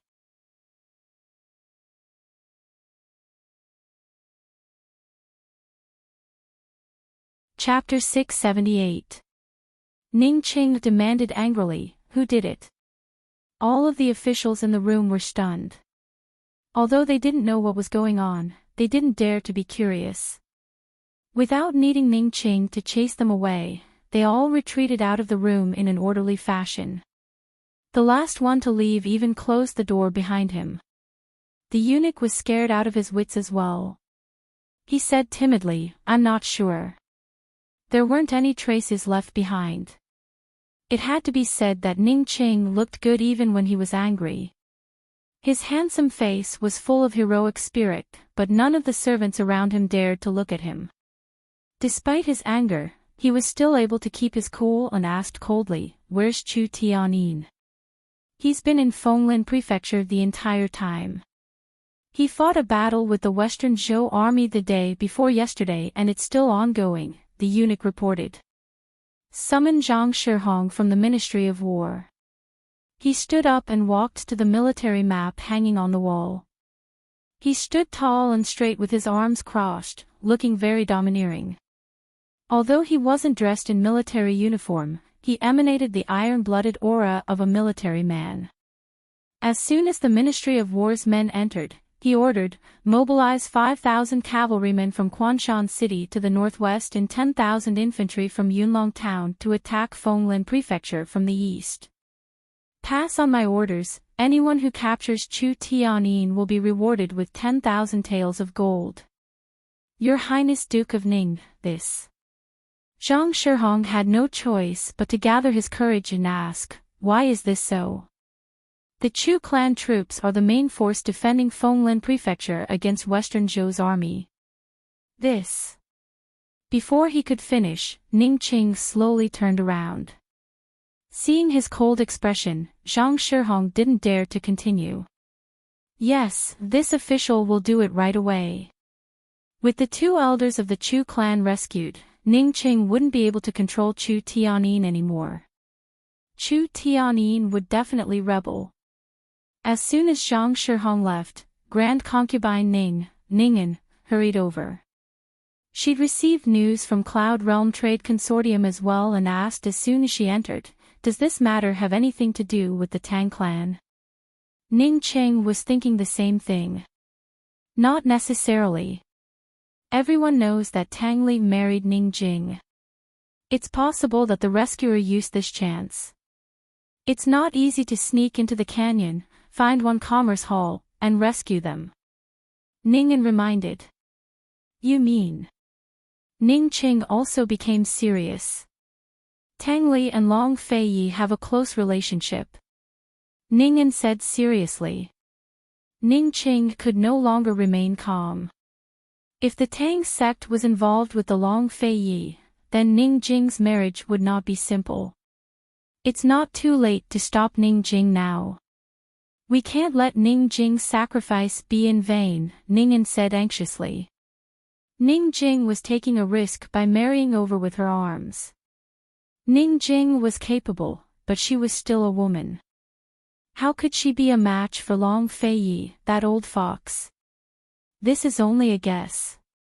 If the Tang clan has nothing to do with the Long Feiyi, then Ning Jing's marriage won't be easy to deal with. Ning Qing hesitated before adding, "Let's see if Chu Tianyin defers to Western Zhou or the Long Feiyi. We'll have an answer soon enough." If the rescuer could use the time of Ning Jing's wedding to find 10,000 Commerce Hall, then Chu Tianyin must have provided them with clues. If he guessed correctly, Chu Tianyin had already revealed the relationship between Cloud Realm Trade Consortium and the Ning clan. Chu Tianyin had probably received the news by now, so he'd definitely rebel. General Chu had suffered heavy losses in the last war and had no way to establish his own faction. Thus, Chu Tianyin only had two choices: surrender to Western Zhou or join the Long Fei Yi. Soon enough, they'd find out who Chu Tianyin's accomplice was. "Isn't it too risky for you to wait like this?" Ning'an asked. "At worst, we'll just lose Fenglin Prefecture." "Your lordship can afford to lose." Ning Qing was still calm as he asked. "Ning Jing should be here by now, right? Tomorrow is the 28th. The auspicious hour is in the morning, so she should be here soon," Ning'an replied honestly. "Tell her that since she's given the weapons trade as her dowry, she can forget about coming back if she can't control the Tang clan's assassination weapons within a year," Ning Qing said coldly. Ning'an doted on her little sister, but didn't dare to say a word. Leaving aside marriage, even if Ning Qing wanted to sacrifice their lives, they could only obey. If necessary, Ning Qing would even sacrifice his own life for the sake of it. The Ning clan's mission was its glory and honor, always above all else. Ning Jing was completely unaware of all of this. She sat in the carriage the entire way. Aside from the necessary instructions to eat, drink, go to the toilet, and sleep, she didn't say a single word to Tang Li. She originally thought that Tang Li would be chatty the entire way, but unexpectedly, he didn't even take the initiative to speak to her. He was so quiet the entire way that Ning Jing almost forgot that she was on her way to get married. She couldn't ask for more when Tang Li didn't say anything. She could use this time to think about the Tang clan and how to deal with all kinds of problems. Although she was young, she didn't have the wishful thinking of a young girl. She knew that Madame Tang wouldn't let her off so easily for scheming against Tang Li. It was probably Madame Tang's idea that the wedding procession was so shabby. Thinking up to here, Ning Jing's lips curled into a disdainful sneer. Did Madame Tang think that she could hurt her and humiliate her just because of this? She was looking down on Ning Jing too much. They didn't treat this as a wedding, and she didn't take it seriously either. She wanted to see who would be able to win. On March 28, the wedding procession arrived at the foot of the Tang clan's crouching dragon mountain. The carriage slowly stopped, and Ning Jing secretly looked out of the window. She saw that the magnificent mountain gate of the Tang clan had no decorations, and there were no extra attendants to welcome them. There was no festive atmosphere. Ning Jing snorted. She covered her head with the red veil and sat in the carriage. Soon, the wedding nanny came to help her out of the carriage and changed into a wedding sedan to go up the mountain. Han Yunxi and Long Fei Yi stood on a cliff in the mountain and watched this scene. Tang Li walked in front, the sedan followed behind, and the wedding nanny trotted beside him. That was all. There wasn't even any joy. Those who didn't know the situation wouldn't be able to tell that the bride was the young master's wife. "I didn't expect there to be someone more miserable than me," Han Yunxi joked. When she got married, at least the streets were bustling with noise and excitement. Actually, Ning Jing wouldn't have fallen to Han Yunxi's hands. At the very least, Tang Li would be the one to pick her up. At least, everything had been suppressed first and then revealed later. Tang Li had spent a lot of effort on this. Han Yunxi, on the other hand, had walked into her husband's house all by herself. Long Fei Yi stood behind her. It wasn't clear whether he heard her words, but his eyes were hooded. He was about to hug her when Han Yunxi turned around. When he saw her look, Long Fei Yi averted his eyes and hands, seeming a little flustered. What did he want to do just then? Soon enough, Chu Shifeng arrived and reported happily, "Your Highness, esteemed Wang Fei, the Chu clan troops have been surrounded by Ning Qing. Chu Tianyin has led his troops to seek refuge with Western Zhou." Long Fei Yi was very satisfied. Everything was under his control. He believed that Emperor Kongqing wouldn't refuse Chu Tianyin's surrender when the time came. Even if the emperor didn't accept him wholeheartedly, he'd pretend to accept him for now. In the end, Empress Shui's death would be pinned on Ning Chang's head. Once Chu Tianyin joined Western Zhou, Ning Qing wouldn't suspect the Tang clan. Of course, he wouldn't have time to suspect them either. Chu Tianyin hadn't disappointed him this time. A shadow guard followed closely behind Chu Shifeng to report, "Your Highness, esteemed Wang Fei, Lady Lianxin has already reported Ning Chang's labor to the vice directors of Medical City. The news will spread very quickly." Long Feiyi nodded, while Han Yunxi couldn't help but laugh. It had to be said that Long Feiyi had made a brilliant move. Of course, Gu had helped them a lot as well.